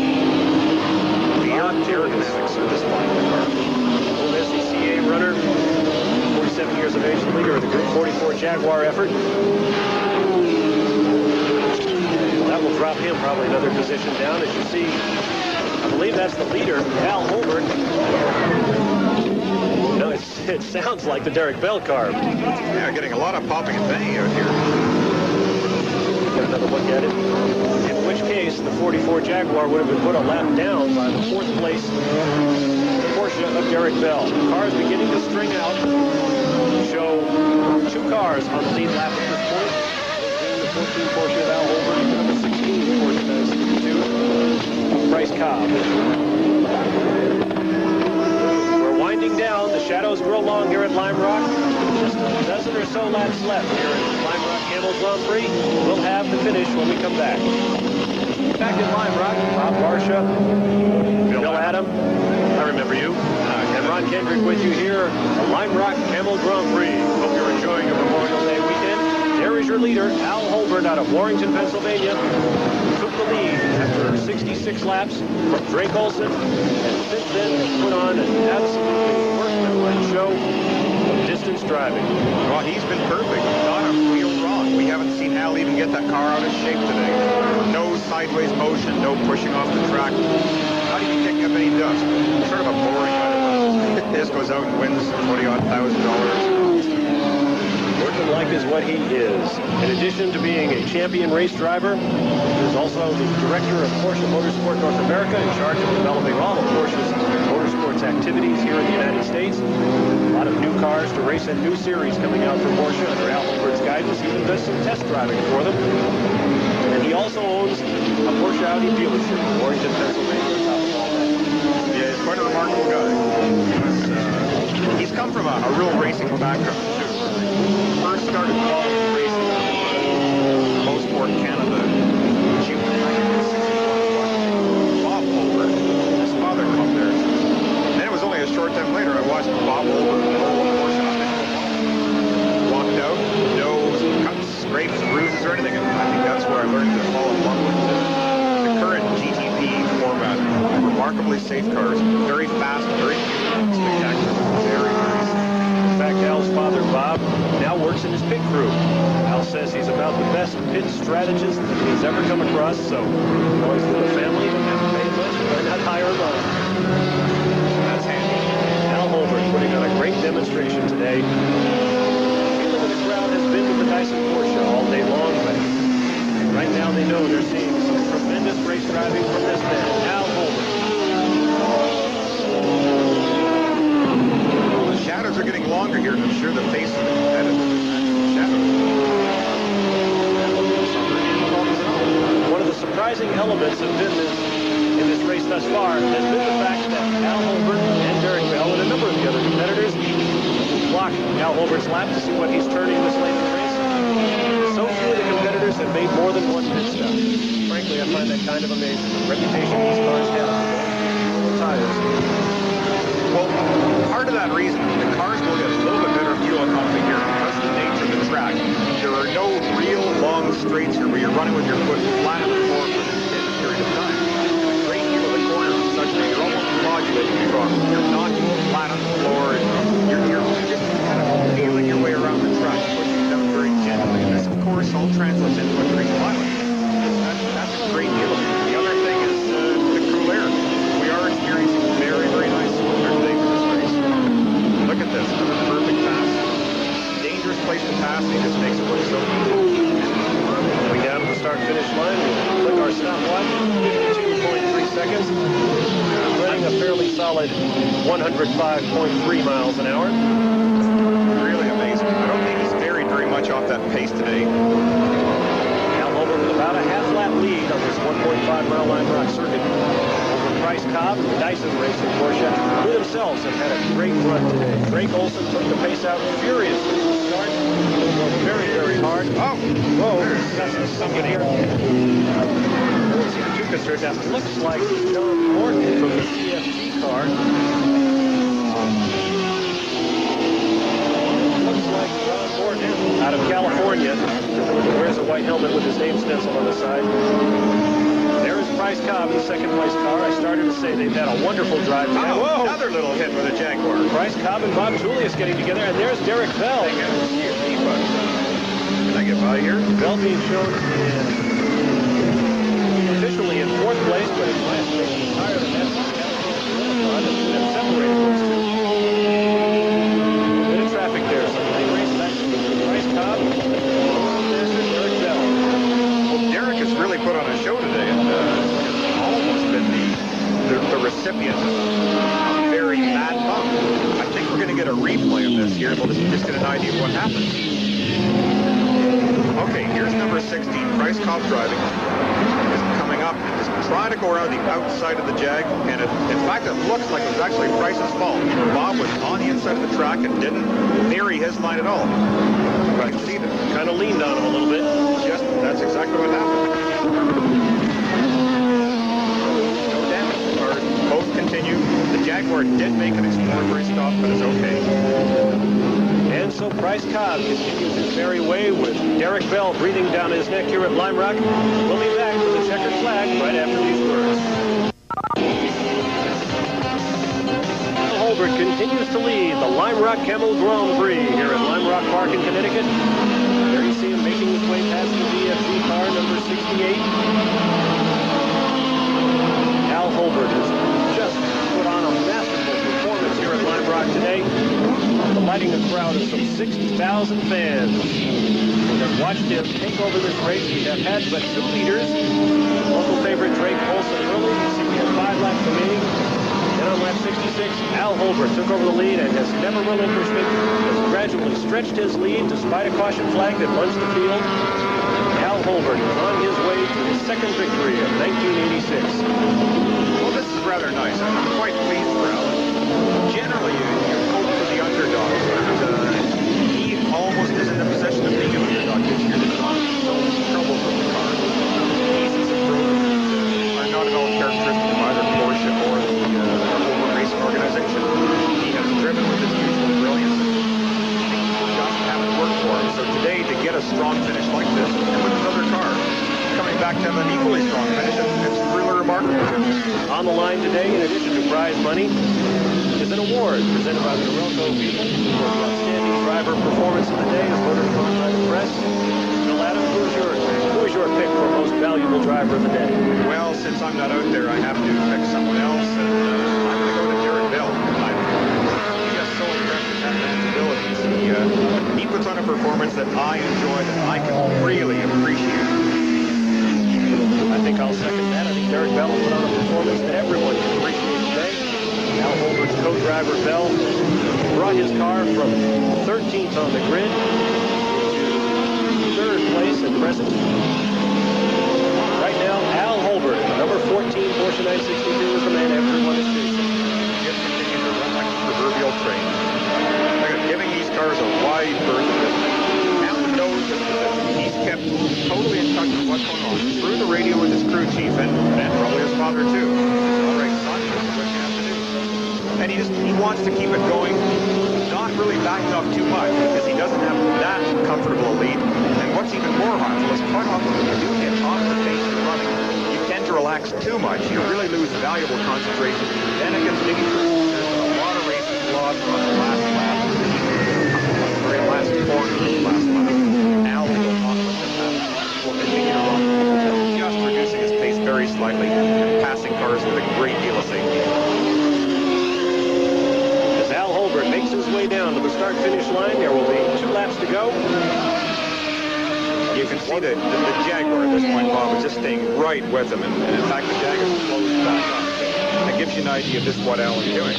You watch, too, when he's passing cars. Look at the distance he puts between he and another car, with the exception of areas where the track is very narrow. He's really giving cars away. He doesn't want to take a chance of any contact at all. You know, the slightest little thing on these cars, you know, things happen. Cut a tire, you can knock bodywork off or can sever a brake line.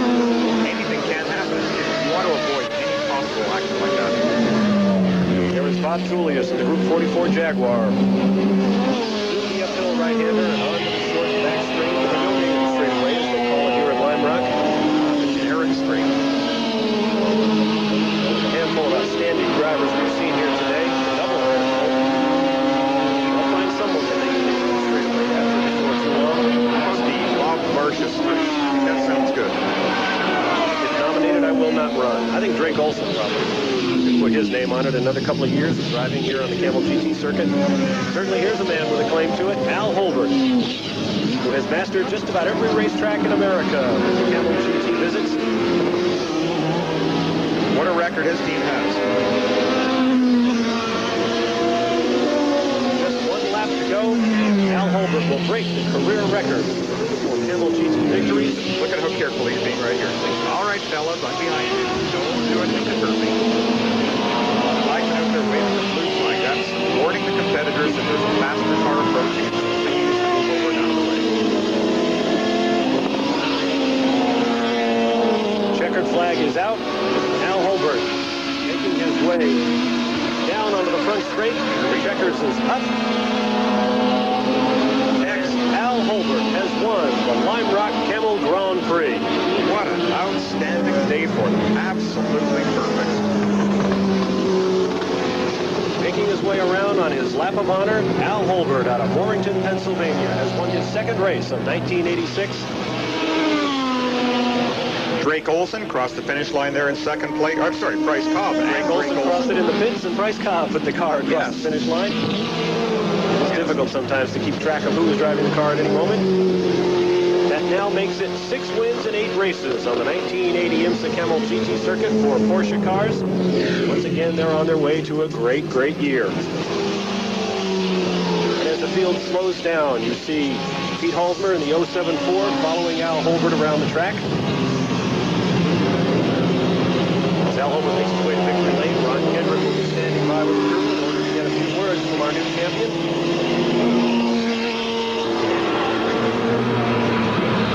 In second place today, Price Cobb. In third place, Oliver Illa and Bob Wallach in another Porsche. So it's Porsches 1, 2, 3, and 4 with Derek Bell coming in fourth place. We'll be back to talk with our winner, Al Holbert, in Victory Lane here in Lime Rock, right after these words from our sponsors. We're back at Lime Rock. There you see Al Holbert wins in a Porsche 962, followed by the team of Drake Olson and Price Cobb with a runner-up finish. After their debut victory at this racetrack last year, Oliver Illa and Bob Wallach finished third in a Porsche, followed by the Porsche of Derek Bell and the Jaguar, driven by Bob Tullius and Chip Robinson. As you see Al Holbert getting out of his car in Victory Lane, Ron Kendrick is standing by, and he'll be talking with Al. Crew Chief Kevin Doran, for whom this has been a very difficult year, very high expectations on the Holbert Racing team. Kevin Doran now has his second victory of the year. Various members of the Holbert Racing Lowenbrow-sponsored crew. Ron Kendrick now making his way into Victory Lane. Cramped quarters here at Lime Rock Park. They won the 24 Hours of Daytona with one of the cars that was on the racetrack today, the one Derek Bell brought home in fourth place. Let's go down to Ron Kendrick in Victory Lane now. Al, just a super run for you today. Once you took the lead, you took off. Well, it looked that way, I guess. The car worked, and I hope we worked, learned some lessons from the last 2 races, and I'm pleased about that more than anything. I mean, I'm really happy to win for Lowenbrow and my team. Of course, they needed something. We've been quick enough, but not smart enough, and in the last couple races, we made some mistakes on car setup, and the car was just super today on setup. Terrific. We saw a lot of fender banging going on out there today. Were you involved in any of that? No, praise the Lord. You know, it's just, that's typical here, and you just got to watch out. It made a whole different racetrack out of it towards the end. And, you know, had the Fords been able to stay strong, I don't know what could have happened. We lost part of our wing, one of the elements in our wing here. How did the track hold up? Oh, the track's super. This track's seasoned. You can't hurt it. A few years ago, you know, when they repaved, we had a few problems, but Lime Rock's a neat place, and I'm really pleased to see all the, you know, the character here and the new owners putting money into it and taking good care of it, and that's really rewarding for IMSA fans and IMSA competitors. Al, congratulations to you and the entire team. Al Holbert, the winner here at Lime Rock. Right, Al. Thank you, Ron, and we add our congratulations to Al Holbert and the Holbert Racing team. He led 81 of the 150 laps at a speed of 99.2 miles an hour. New race distance, so that will go into the books as a record. Time of the race, 2 hours, 18 minutes, and 49 seconds. Once more, you see Al Holbert driving to victory at the Lime Rock Camel Grand Prix, much to the delight of the Holbert Racing crew. And we hope you've enjoyed our coverage. Live coverage of the IMSA Camel GT from Lime Rock. For Ron Kendrick,